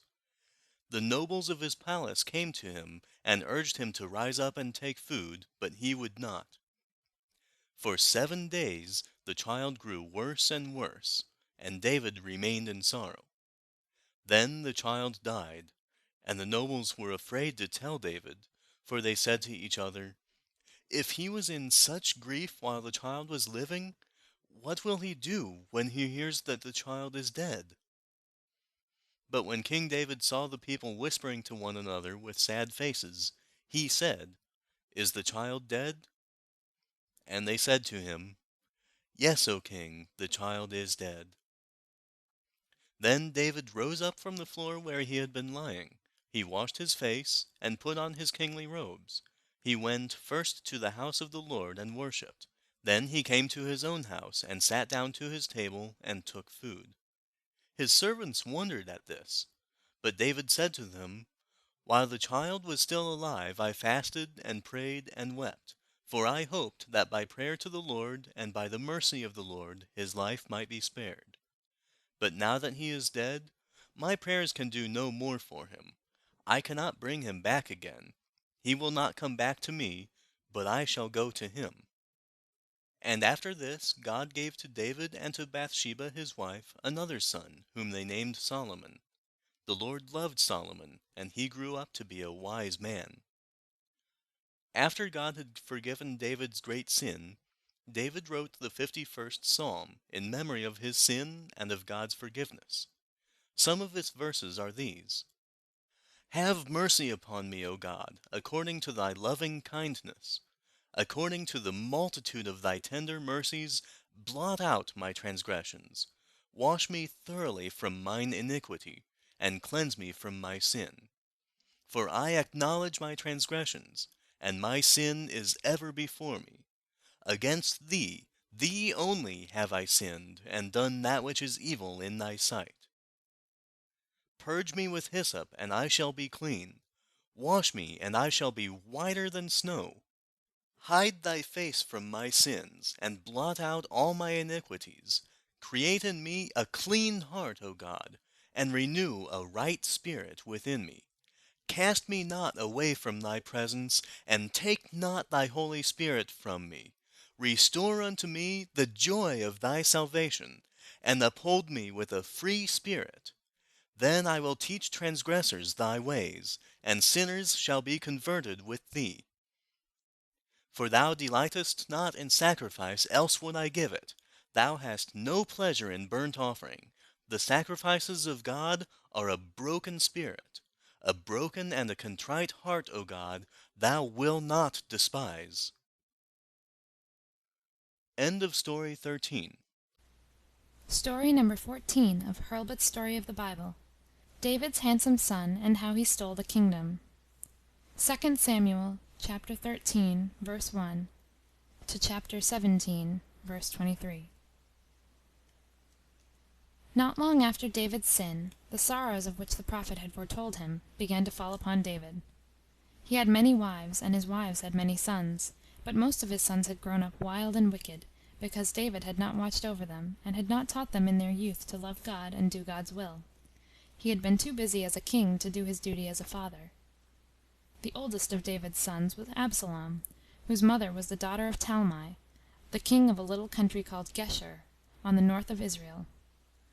Absalom was said to be the most beautiful young man in all the land. He had long locks of hair, of which he was very proud, because all the people admired them. Absalom became very angry with Amnon, another of David's sons, because Amnon had done wrong to Absalom's sister, named Tamar. But Absalom hid his anger against Amnon, and one day invited Amnon with all the king's sons to a feast at his house in the country. They all went to the feast, and while they were all at the table, Absalom's servants, by his orders, rushed in and killed Amnon. The other princes, the king's sons, were alarmed, fearing that they also would be slain, and they ran away in haste. But no harm was done to the other princes, and they came back in safety to David. David was greatly displeased with Absalom, though he loved him more than any other of his sons, and Absalom went away from his father's court to that of his grandfather, his mother's father, the king of Geshur. There Absalom stayed for 3 years, and all the time David longed to see him, for he felt that he had now lost both sons, Absalom as well as Amnon. And after 3 years David allowed Absalom to come back to Jerusalem, but for a time would not meet him, because he had caused his brother's death. At last David's love was so strong that he could no longer refuse to see his son. He sent for Absalom and kissed him, and took him back to his old place among the king's sons in the palace. But Absalom's heart was wicked, and ungrateful, and cruel. He formed a plan to take the throne and the kingdom away from his father David, and to make himself king in David's place. He began by living in great state, as if he were already a king, with a royal chariot and horses and 50 men to run before him. Then, too, he would rise early in the morning and stand at the gate of the king's palace, and meet those who came to the king for any cause. He would speak to each man, and find what was the purpose of his coming, and he would say, "Your cause is good and right, but the king will not hear you, and he will not allow any other man to hear you in his place. Oh, that I were made a judge, then I would see that right was done, and that every man received his due." And when any man bowed down before Absalom as the king's son, he would reach out his hand and lift him up, and kiss him as his friend. Thus Absalom won the hearts of all whom he met, from every part of the land, until very many wished that he was king instead of David, his father. For David no longer led the army in war, nor did he sit as judge, nor did he go among the people, but lived apart in his palace, scarcely knowing what was being done in the land. After 4 years Absalom thought he was strong enough to seize the kingdom. He said to David, "Let me go to the city of Hebron, and there worship the Lord, and keep a promise which I made to the Lord while I was in the land of Geshur." David was pleased at this, for he thought that Absalom really meant to serve the Lord. So Absalom went to Hebron, and with him went a great company of his friends. A few of these knew of Absalom's plans, but most of them knew nothing. At Hebron, Absalom was joined by a very wise man named Ahithophel, who was one of David's chief advisers, and in whom David trusted fully. Suddenly the word was sent through all the land by swift runners, "Absalom has been made king at Hebron." Those who were in the secret helped to lead others, and soon it seemed as though all the people were on Absalom's side, and ready to receive him as king in place of David. The news came to David in the palace that Absalom had made himself king, that many of the rulers were with him, and that the people in their hearts really desired Absalom. David did not know whom he could trust, and he prepared to escape before it would be too late. He took with him a few of his servants, who chose to remain by his side, and his wives, and especially his wife Bathsheba, and her son, the little Solomon. As they were going out of the gates, they were joined by Ittai, who was the commander of his guard, and who had with him 600 trained men of war. Ittai was not an Israelite, but was a stranger in the land, and David was surprised that he should offer to go with them. He said to Ittai, "Why do you, a stranger, go with us? I know not to what places we may go, or what trouble we may meet. It would be better for you and your men to go back to your own land, and may mercy and truth go with you."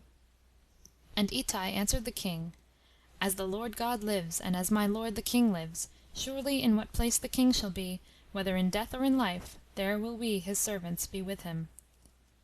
So Ittai and his brave 600 soldiers went with David out of the city, over the brook Kedron, toward the wilderness. And soon after came Zadok and Abiathar, the priests, and the Levites, carrying the holy ark of the Lord. And David said, "Take back the ark of God into the city. If I shall find favor in the sight of the Lord, he will bring me again to see it.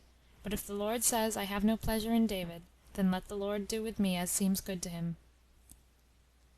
And David thought also that the priests might help him more in the city than if they should go away with him. He said to Zadok, "Do you go back to the city and watch, and send word to me by your son Ahimaaz, and Jonathan the son of Abiathar. I will wait at the crossing place of the river Jordan for news from you." So Zadok and Abiathar the priests carried the holy ark back to its tabernacle on Mount Zion, and watched closely that they might send David word of anything that would help his cause. David walked up the steep side of the Mount of Olives on the east of Jerusalem, with his head covered and his feet bare, as one in mourning, weeping as he walked. And all the people who were with him, and those who saw him, were weeping in their sorrow over David's fall from his high place. On the top of the hill David found another man waiting to see him. It was Hushai, who was one of David's best friends. He stood there in sorrow, with his garments torn and earth upon his head, ready to go into the wilderness with David. But David said to Hushai, "If you go with us you cannot help me in any way, but if you stay in the city and pretend to be Absalom's friend, then perhaps you can watch against the advice that the wise man Ahithophel gives to Absalom, and prevent Absalom from following it. Zadok and Abiathar the priests will help you, and through their sons Ahimaaz and Jonathan you can send word to me of all that you hear." A little past the top of the hill another man was waiting for David. It was Ziba, the servant of Mephibosheth. You remember how kindly David had treated Mephibosheth, because he was the son of David's dear friend Jonathan. Ziba had by his side a couple of asses saddled, and on them 200 loaves of bread, and 100 clusters of raisins, and a quantity of fruit, and a goatskin full of wine. David said to Ziba, "For what purpose are all these things here?" And Ziba said, "The asses are for the king, and here is food for the journey, and wine for those who may grow faint and may need it in the wilderness." And David asked Ziba, "Where is Mephibosheth your master?" "He is in Jerusalem," said Ziba, "for he says that the kingdom may be given back to him, as he is the heir of Saul's house." David felt very sad as he heard that Mephibosheth had forsaken him, and he said to Ziba, "Whatever has belonged to Mephibosheth shall be yours from this time." But David did not know that all Ziba's words were false, and that Mephibosheth had not forsaken him. This man was Shimei, and he belonged to the family of King Saul. As David and his party walked along the crest of the hill, Shimei walked over the hill on the other side of a narrow valley, and as he walked, he threw stones at David and cursed him, shouting, get out, you man of blood, you wicked man! Now the Lord is bringing upon you all the wrong that you did to Saul when he was your king. You robbed Saul of his kingdom, and now your own son is robbing you. You are suffering just as you deserve, for you are a bloody man." Then Abishai the son of Zeruiah, who was one of David's men and David's own nephew, said, "Why should this dog be allowed to bark against my lord the king? Let me go across the valley, and I will strike off his head at one blow." But David said, "If it is the Lord's will that this man should curse David, then let him curse on. My own son is seeking to take away my life, and is it strange that this man of another tribe should hate me? It may be that the Lord will look upon the wrong done to me, and will do good to me." So David and his wives and his servants, and the soldiers who were faithful to him, went on toward the wilderness and the valley of the Jordan. Soon after David had escaped from the city, Absalom came into it with his friends and a host of his followers. As Absalom drew near, Hushai, David's friend, stood by the road, crying, "Long live the king! Long live the king!" And Absalom said to Hushai, "Is this the way you treat your friend? Why have you not stayed beside your friend David?" Hushai said to Absalom, "Whom the Lord and his people have chosen, him will I follow, and with him I will stay. As I have served the father, so will I serve the son." Then Hushai went into the palace among the followers of Absalom, and Absalom said to Ahithophel, "Tell me what to do next." Now Ahithophel was a very wise man. He knew what was best for Absalom's success, and he said, "Let me choose out 12,000 men, and I will pursue David this very night. We will come upon David when he is tired, while only a few people are with him, and before he has time to form any plans or to gather an army, I will kill David, and will harm no one else, and then you can reign as king in peace, and all the people will submit to you when they know that David is no longer living." Absalom thought that this was wise advice, but he sent for Hushai. He told him what Ahithophel had said, and asked for his advice also. And Hushai said, "The advice that Ahithophel gives is not good for the present time. You know that David and his men are very brave, and just now they are as savage as a bear robbed of her cubs. David is with his men in some safe place, hidden in a cave or among the mountains, and they will watch against those who come out to seek for them, and will rush upon them suddenly from their hiding place. Then, as soon as the news goes through the land that Absalom's men have been beaten, everybody will turn away from Absalom to David. The better plan would be to wait until you can gather all the men of war in Israel, from Dan in the north to Beersheba in the south. And then, if David is in a city, there will be men enough to pull the city in pieces, or if he is in the field, we will surround him on every side." And Absalom and the rulers who were with him said to each other, "The advice of Hushai is better than the advice of Ahithophel. Let us do as Hushai tells us to do." So Absalom sat down in his father's palace, and began to enjoy himself while they were gathering his army. This was just what Hushai wished, for it would give David time to gather his army also, and he knew that the hearts of the people would soon turn from Absalom back to David. Hushai told Zadok and Abiathar the priests of Absalom's plans, and they sent word by a young woman to their sons Ahimaaz and Jonathan, who were watching outside the city, and these young men hastened to tell David, who was waiting beside the river Jordan. Then David and his men found a safe refuge in Mahanaim, in the tribe of Gad across Jordan, and there his friends from all the land began to come to him. When Ahithophel saw that his advice had not been taken, and that Hushai was preferred in his place, he knew at once that Absalom could not hold the kingdom, and that Absalom's cause was already as good as lost. He went to his home, put all his house and his affairs in order, and hanged himself, for he thought that it was better to die by his own hand than to be put to death as a traitor by King David. Absalom for a little time had his wish. He sat on the throne and wore the crown, and lived in the palace at Jerusalem as the king of Israel. End of story 14. Story number 15 of Hurlbut's Story of the Bible. Absalom in the wood, David on the throne. 2 Samuel 17:24 to 20:26. The land on the east of Jordan where David found a refuge was called Gilead, a word which means high because it is higher than the land opposite on the west of Jordan. There, in the city of Mahanaim, the rulers and the people were friendly to David. They brought food of all kinds and drink for David and those who were with him, for they said, "The people are hungry and thirsty and very tired from their long journey through the wilderness." And at this place David's friends gathered from all the tribes of Israel until around him was an army. It was not so large as the army of Absalom, but in it were more of the brave old warriors who had fought under David in other years.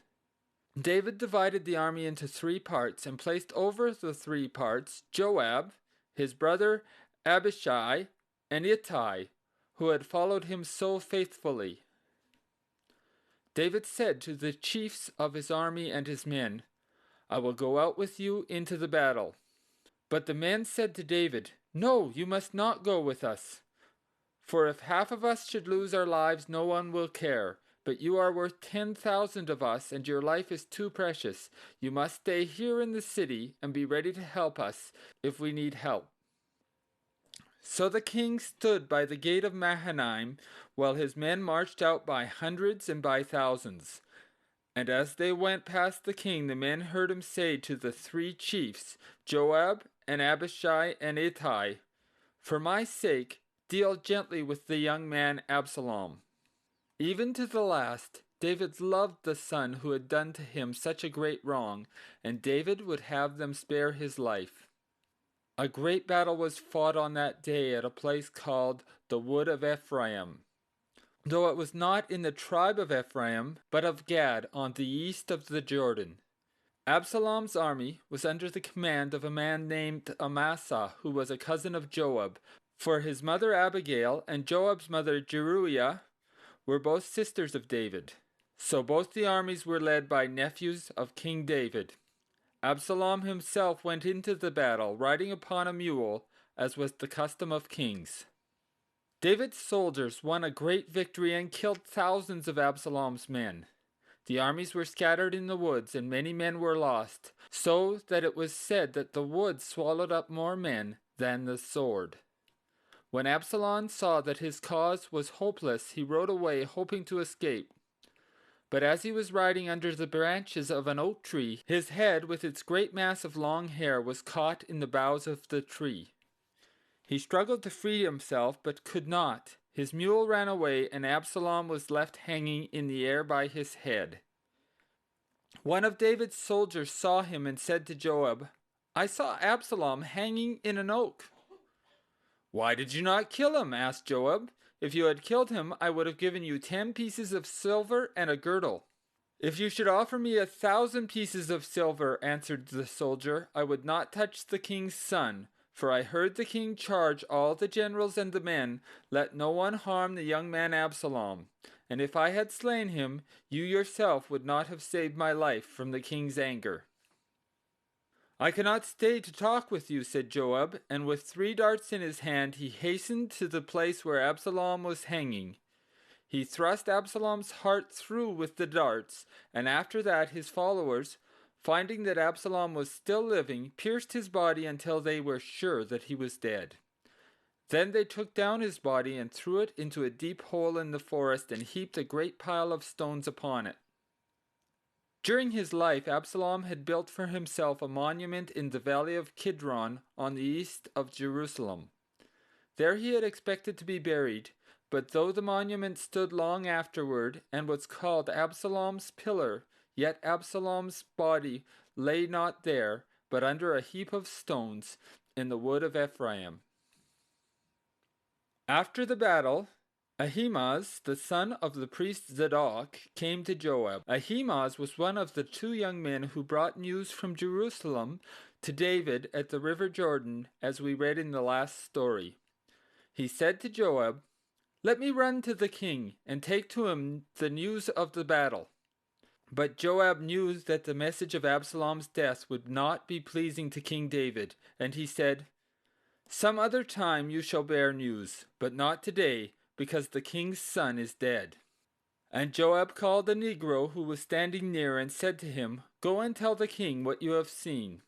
The negro bowed to Joab and ran. But after a time, Ahimaaz, the son of Zadok, again said to Joab, "Let me also run after the negro and take news." "Why do you wish to go, my son?" said Joab. "The news will not bring you any reward." "Anyhow, let me go," said the young man, and Joab gave him leave.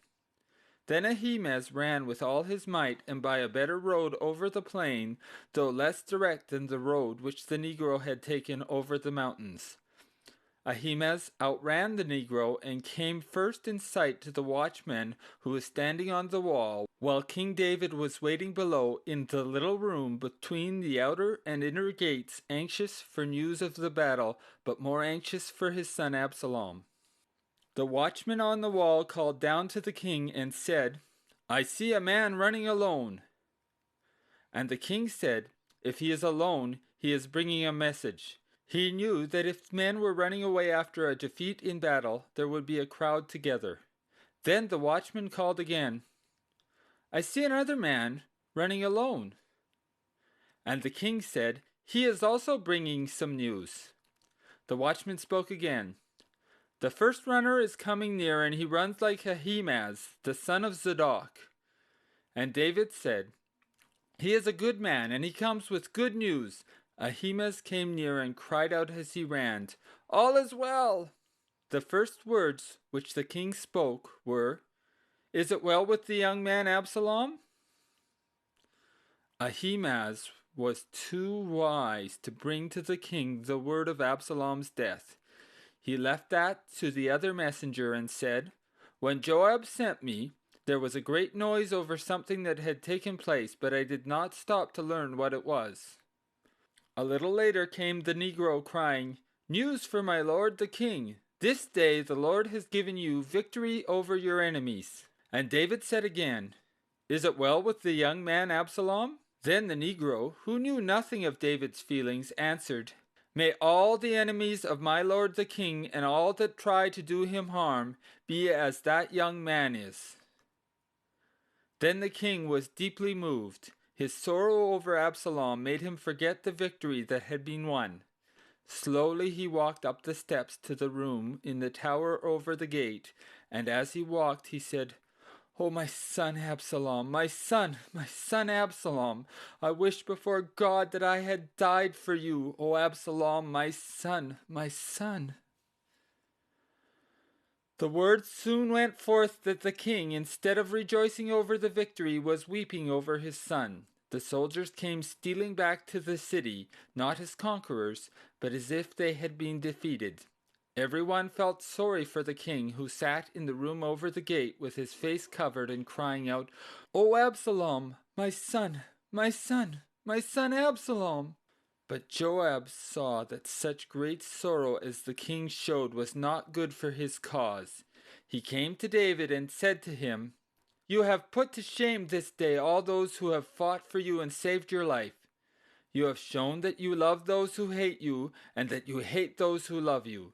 You have said by your actions that your princes and your servants who have been true to you are nothing to you, and that if Absalom had lived, and we had all died, you would have been better pleased. Now rise up and act like a man and show regard for those who have fought for you. I swear to you in the name of the Lord that unless you do this, not a man will stay on your side, and that will be worse for you than all the harm that has ever come upon you in your life before this day." Then David rose up and washed away his tears and put on his robes and took his seat in the gate as a king. After this he came from Mahanaim to the river Jordan, and there all the people met him to bring him back to his throne in Jerusalem. Among the first to come was Shimei, a man who had cursed David and thrown stones at him as he was flying from Absalom. He fell on his face and confessed his crime and begged for mercy. Abishai, Joab's brother, said, "Shall not Shimei be put to death because he cursed the king, the Lord's anointed?" But David said, "Not a man shall be put to death this day in Israel, for today I am king once more over Israel. You shall not be slain, Shimei. I pledge you the word of a king." And Ziba, the servant of Mephibosheth, was there with his sons and his fathers, and Mephibosheth was there also to meet the king. And Mephibosheth had not dressed his lame feet, nor trimmed his beard, nor washed his clothes from the day when David had left Jerusalem until the day when he returned in peace. And David said to him, "Mephibosheth, why did you not offer to go with me?" "My lord, O king," said Mephibosheth, "my servant deceived me. He said, 'You are lame and cannot go, but I will go in your name with the king and will help him.' And he has done me wrong with the king. But what matters it all now that the king has come again?" David said, "You and Ziba may divide the land and the property."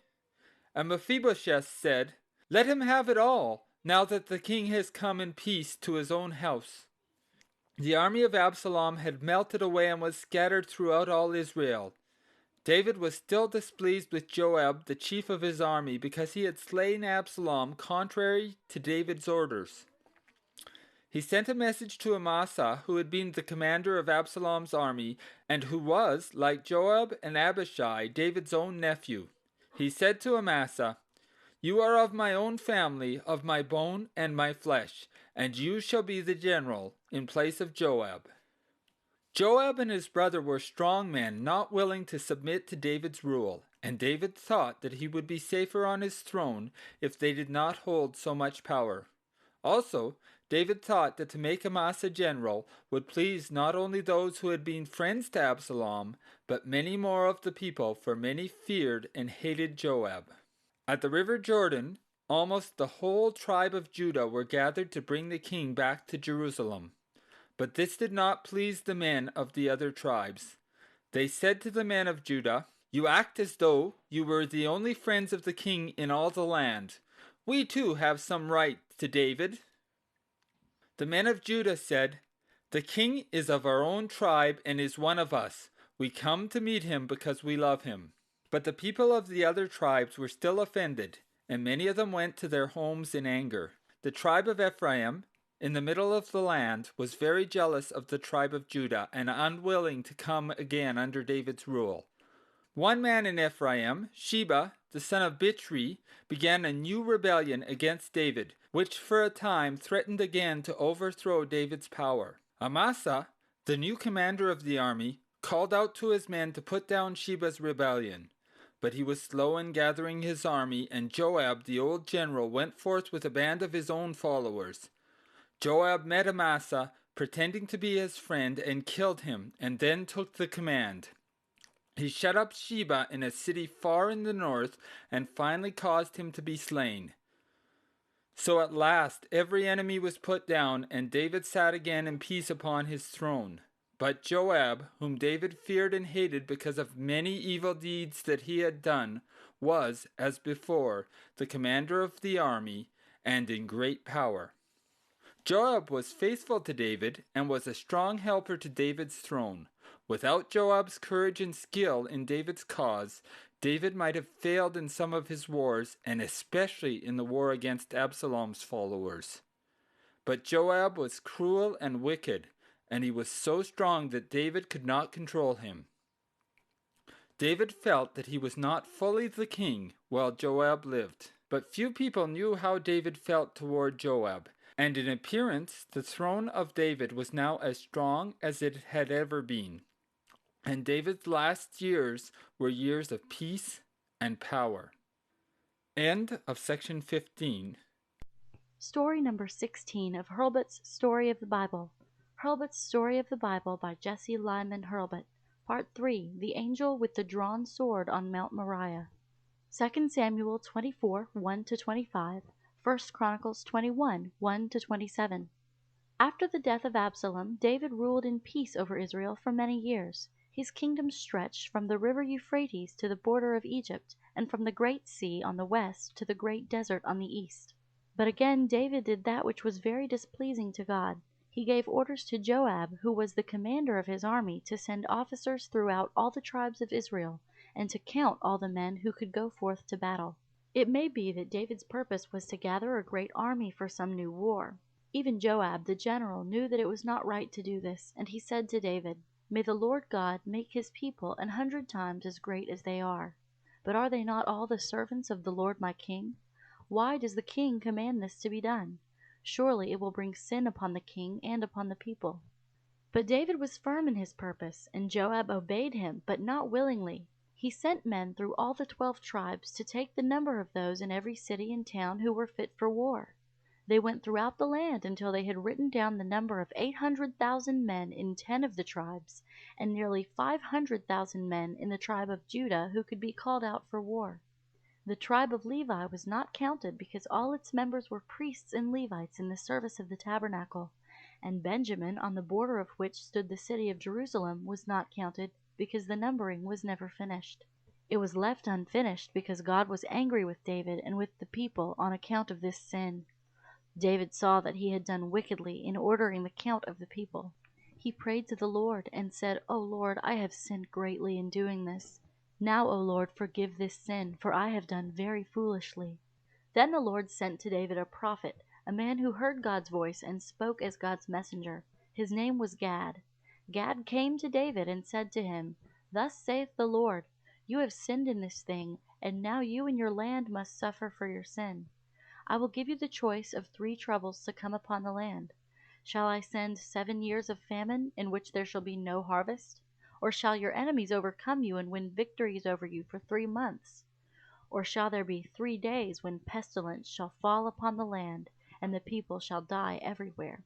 And David said to the prophet Gad, "This is a hard choice of evils to come upon the land. But let me fall into the hand of the Lord, and not into the hands of men.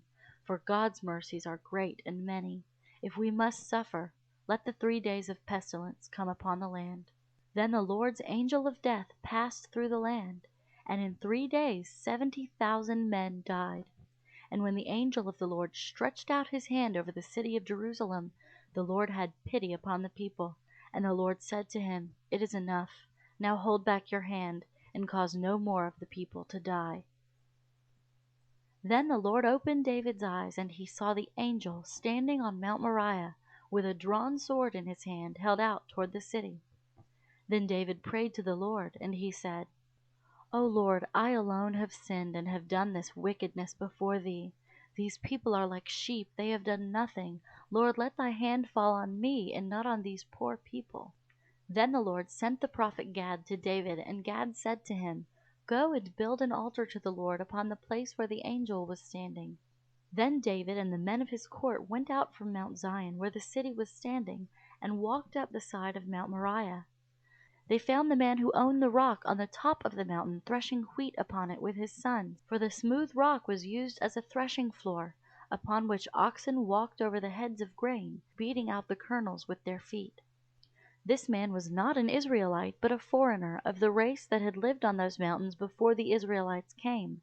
His name was Araunah. When Araunah saw David and his nobles coming toward him, he bowed down with his face toward the ground and said, "For what purpose does my lord the king come to his servant?" "I have come," said David, "to buy your threshing floor and to build upon it an altar to the Lord, that I may pray to God to stop the plague which is destroying the people." And Araunah said to David, "Let my lord the king take it freely as a gift, and with it these oxen for a burnt offering, and all the threshing tools and the yokes of the oxen for the wood on the altar. All this, O king, Araunah gives to the king." "No," said King David, "I cannot take it as a gift, but I will pay you the price for it, for I will not make an offering to the Lord my God of that which costs me nothing."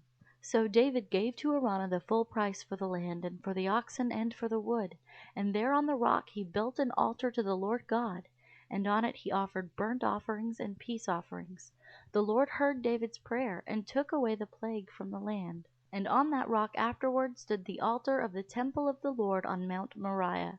The rock is standing even to this day, and over it a building called the Dome of the Rock.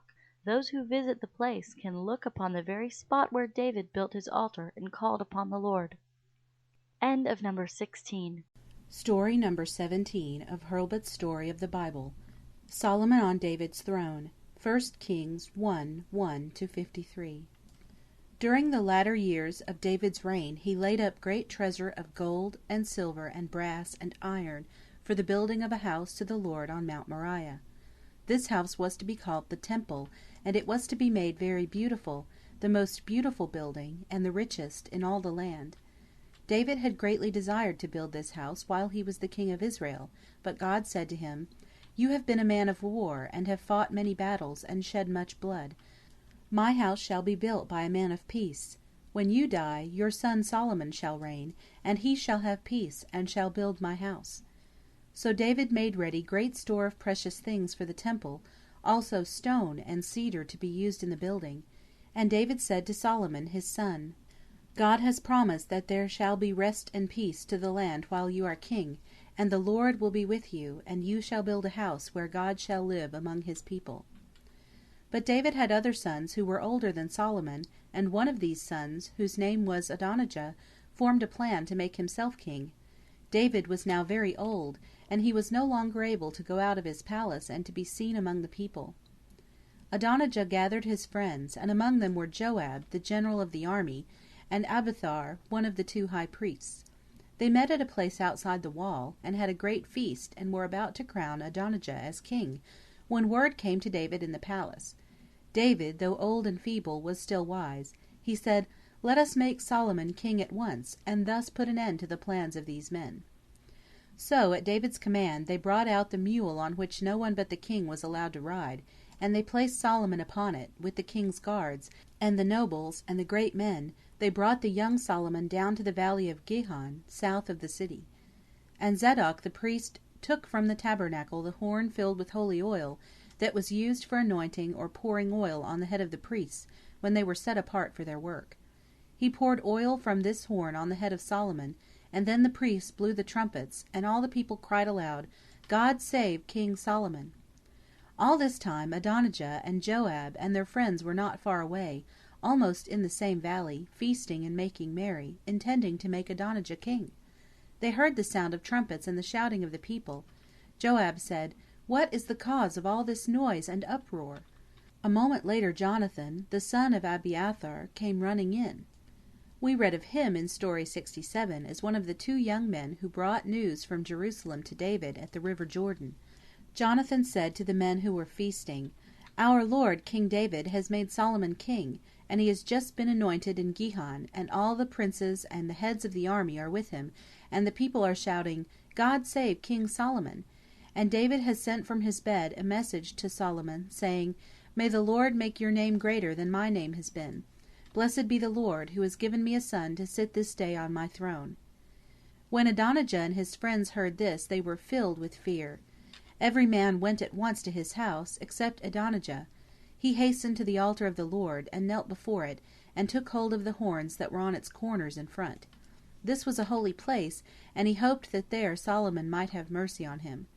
And Solomon said, If Adonijah will do right and be true to me as the king of Israel, no harm shall come to him, but if he does wrong he shall die. Then Adonijah came and bowed down before King Solomon, and promised to obey him, and Solomon said, Go to your own house. Not long after this David sent for Solomon, and from his bed he gave his last advice to Solomon. And soon after that David died, an old man, having reigned in all 40 years, 7 years over the tribe of Judah at Hebron, and 33 years over all Israel in Jerusalem. He was buried in great honor on Mount Zion, and his tomb remained standing for many years. End of Story 17.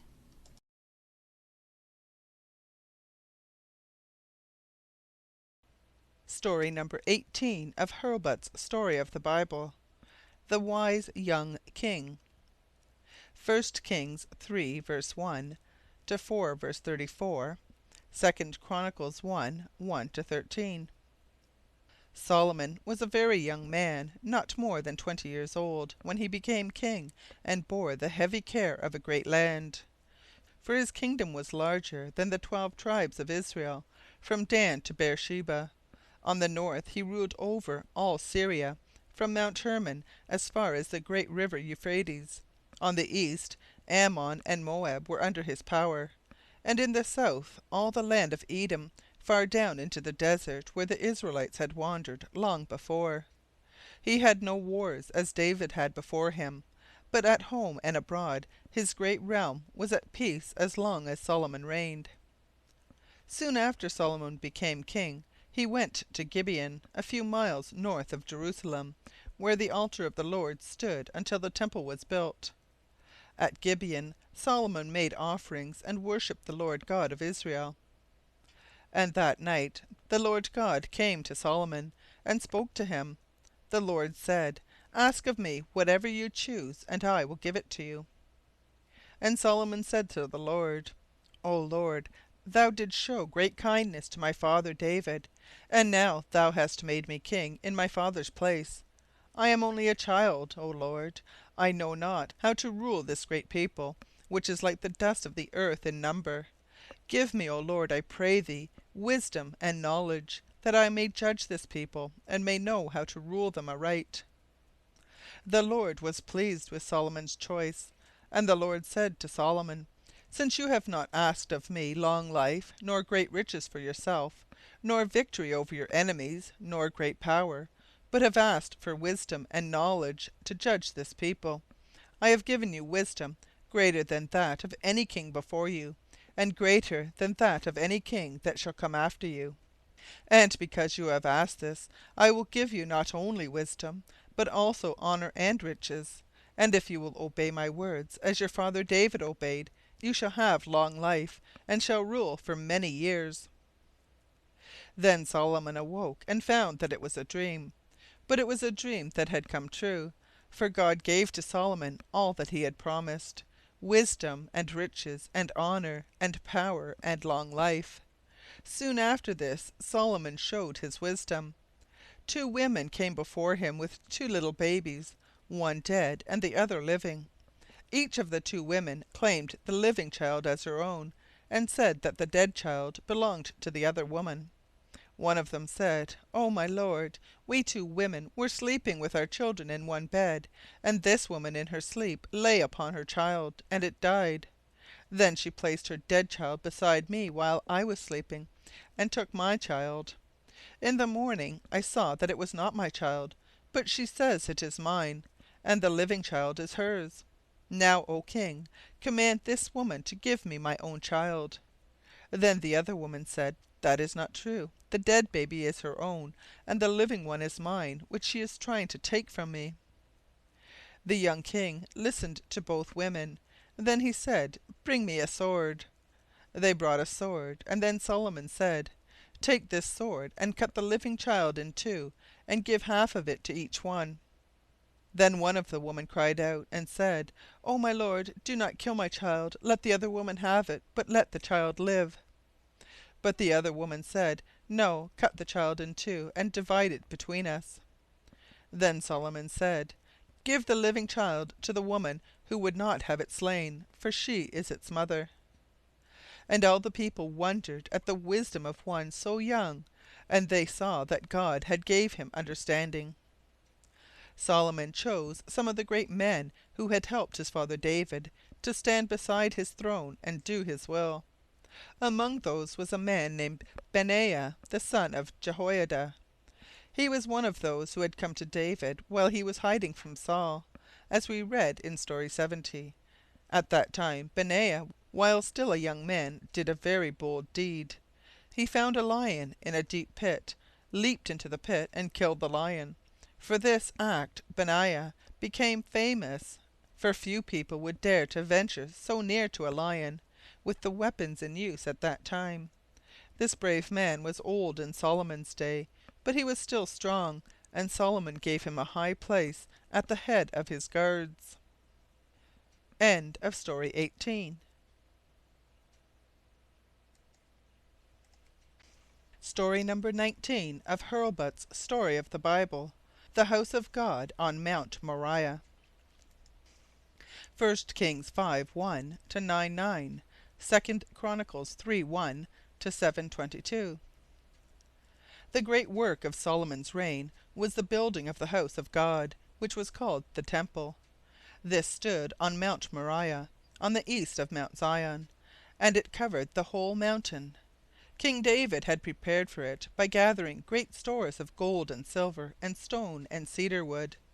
The walls were made of stone, and the roof of cedar. For the building, the cedar was brought from Mount Lebanon, where there were many large cedar trees. The trees were cut down and carried to Tyre on the seacoast.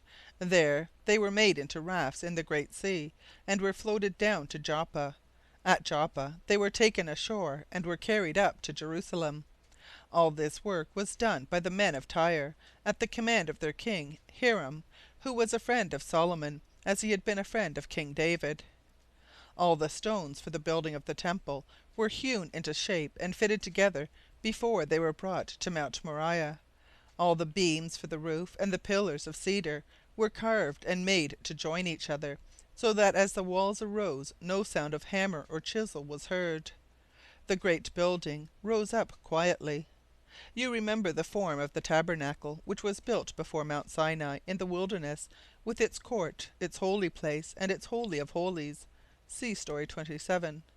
The temple was copied after the tabernacle, except that it was much larger, and was a house of stone and cedar instead of a tent. The tabernacle had one court around it, where the priests only could enter, but the temple had 2 courts, both open to the sky, with walls of stone around them, and on the walls double rows of cedar pillars, and a roof above the pillars, so that the people could walk around the court upon the walls protected from the sun. The court in front was for the people, for all the men of Israel could enter it, but no people of foreign race. This was called the forecourt. Beyond the forecourt was the court of the priests, where only the priests were allowed to walk. At the east gate of this court stood the great altar of burnt offerings, built of rough, unhewn stones, for no cut stones could be used in the altar. This altar stood on the rock which had been the threshing floor of Araunah, where David saw the angel of the Lord standing. See Story 69. Near the altar in the court of the priests stood a great tank for water, so large that it was called a sea. It was made of brass and stood on the backs of 12 oxen, also made of brass. From this the water was taken for washing the offerings. Within the court of the priests stood the holy house, or the temple building, made of marble and of cedar. Its front was a high tower, called the porch. In this were rooms for the high priest and his sons. Back of the porch was the holy place. This was a long room, in which stood the table for the 12 loaves of bread and golden altar of incense. In the holy place of the tabernacle stood the golden lampstand. We are not sure whether it was in the temple, for either in place of the lampstand, or perhaps in addition to it, Solomon placed 10 lamps of gold in the holy place. Between the holy place and the Holy of Holies was a great veil, as in the tabernacle. And in the Holy of Holies the priests placed the Ark of the Covenant. This, you remember, was a box or chest of gold, in which were kept the 2 stone tablets of the 10 Commandments. This Ark of the Covenant was all that stood in the Holy of Holies, and into this room only the high priest came, and he only on one day in the year, the great day of atonement, when the scapegoat was sent away. See Story 30. Outside of the temple building were rooms for the priests. They were built on the outer wall of the house, on the rear and on the 2 sides, but not in front, 3 stories high, and were entered from the outside only. In these rooms the priests lived while they were staying at the temple to lead in the worship. 7 years were spent in building the temple, but at last it was finished, and a great service was held when the house was set apart to the worship of the Lord. Many offerings were burned upon the great altar. The ark was brought from Mount Zion and placed in the Holy of Holies, and King Solomon knelt upon a platform in front of the altar and offered a prayer to the Lord before all people, who filled the courts of the temple. One night, after the temple was finished, the Lord appeared to Solomon in a dream for the 2nd time. And the Lord said to Solomon, I have heard the prayer which you have offered to me, and I have made this house holy. It shall be my house, and I will dwell there. And if you will walk before me as David your father walked, doing my will, then your throne shall stand forever. But if you turn aside from following the Lord, then I will leave this house, and will turn from it, and will let the enemies of Israel come and destroy this house that was built for me. End of Story 19. Story number 20 of Hurlbut's Story of the Bible. The Last Days of Solomon's Reign. 1 Kings 10:1 to 11:43. Under King Solomon the land of Israel arose to greatness as never before and never afterwards. All the countries around Israel, and some that were far away, sent their princes to visit Solomon. And every one who saw him wondered at his wisdom and his skill to answer hard questions. It was said that King Solomon was the wisest man in all the world. He wrote many of the wise sayings in the book of Proverbs, and many more that have been lost. He wrote more than 1,000 songs. He spoke of trees, and of animals, and of birds, and of fishes. From many lands people came to see Solomon's splendor in living and to listen to his wise words. In a land more than 1,000 miles from Jerusalem, on the south of Arabia, in the land of Sheba, the queen heard of Solomon's wisdom. She left her home, with a great company of her nobles, riding on camels and bearing rich gifts, and she came to visit King Solomon. The queen of Sheba brought to Solomon many hard questions, and she told him all that was in her heart. Solomon answered all her questions, and showed her all the glory of his palace, and his throne, and his servants, and the richness of his table, and the steps by which he went up from his palace to the house of the Lord. And when she had heard and seen all, she said, All that I heard in my own land of your wisdom and your greatness was true, but I did not believe it until I came and saw your kingdom. And not half was told me, for your wisdom and your splendor are far beyond what I had heard. Happy are those who are always before you to hear your wisdom. Blessed be the Lord thy God, who has set thee on the throne of Israel. And the queen of Sheba gave to Solomon great treasures of gold, and sweet-smelling spices, and perfumes, and Solomon also made to her rich presents. Then she went back to her own land. Solomon's great palace, where he lived in state, stood on the southern slope of Mount Moriah, a little lower than the temple. Its pillars of cedar were very many, so that they stood like a forest, and on that account it was called the house of the forest of Lebanon. From this palace a wide staircase of stone led up to the temple, and Solomon and his princes walked up these stairs when they went to worship. But there was a dark side as well as a bright side to the reign of Solomon. His palaces and the walled cities that he built to protect his kingdom on all sides and the splendor of his court cost much money. To pay for these he laid heavy taxes upon his people, and from all the tribes he compelled many of the men to work on buildings, to become soldiers in his army, to labor in his fields, and to serve in his household. Before the close of Solomon's reign, the cry of the people rose up against Solomon and his rule on account of the heavy burdens that he had laid upon the land. Solomon was very wise in affairs of the world, but he had no feeling for the poor of the land, nor did he love God with all his heart. He chose for his queen a daughter of Pharaoh, the king of Egypt, and he built for her a splendid palace. And he married many other women who were the daughters of kings.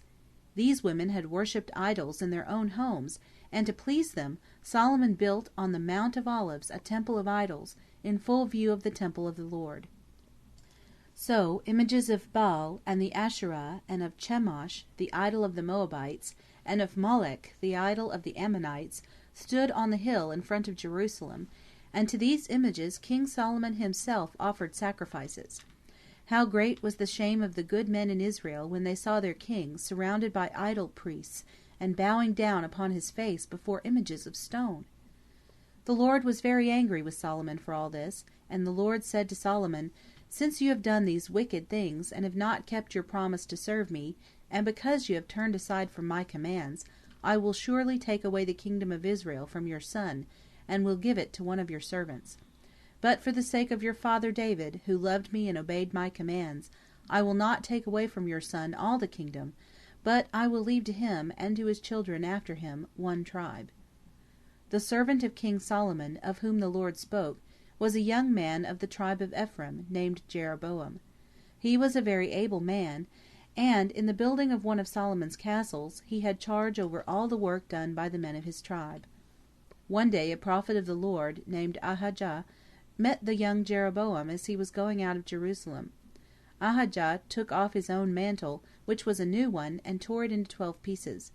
10 of these pieces he gave to Jeroboam, saying to him, "Take these 10 pieces, for thus saith the Lord, the God of Israel, I will tear the kingdom out of the hand of Solomon's son, and will give 10 tribes to you.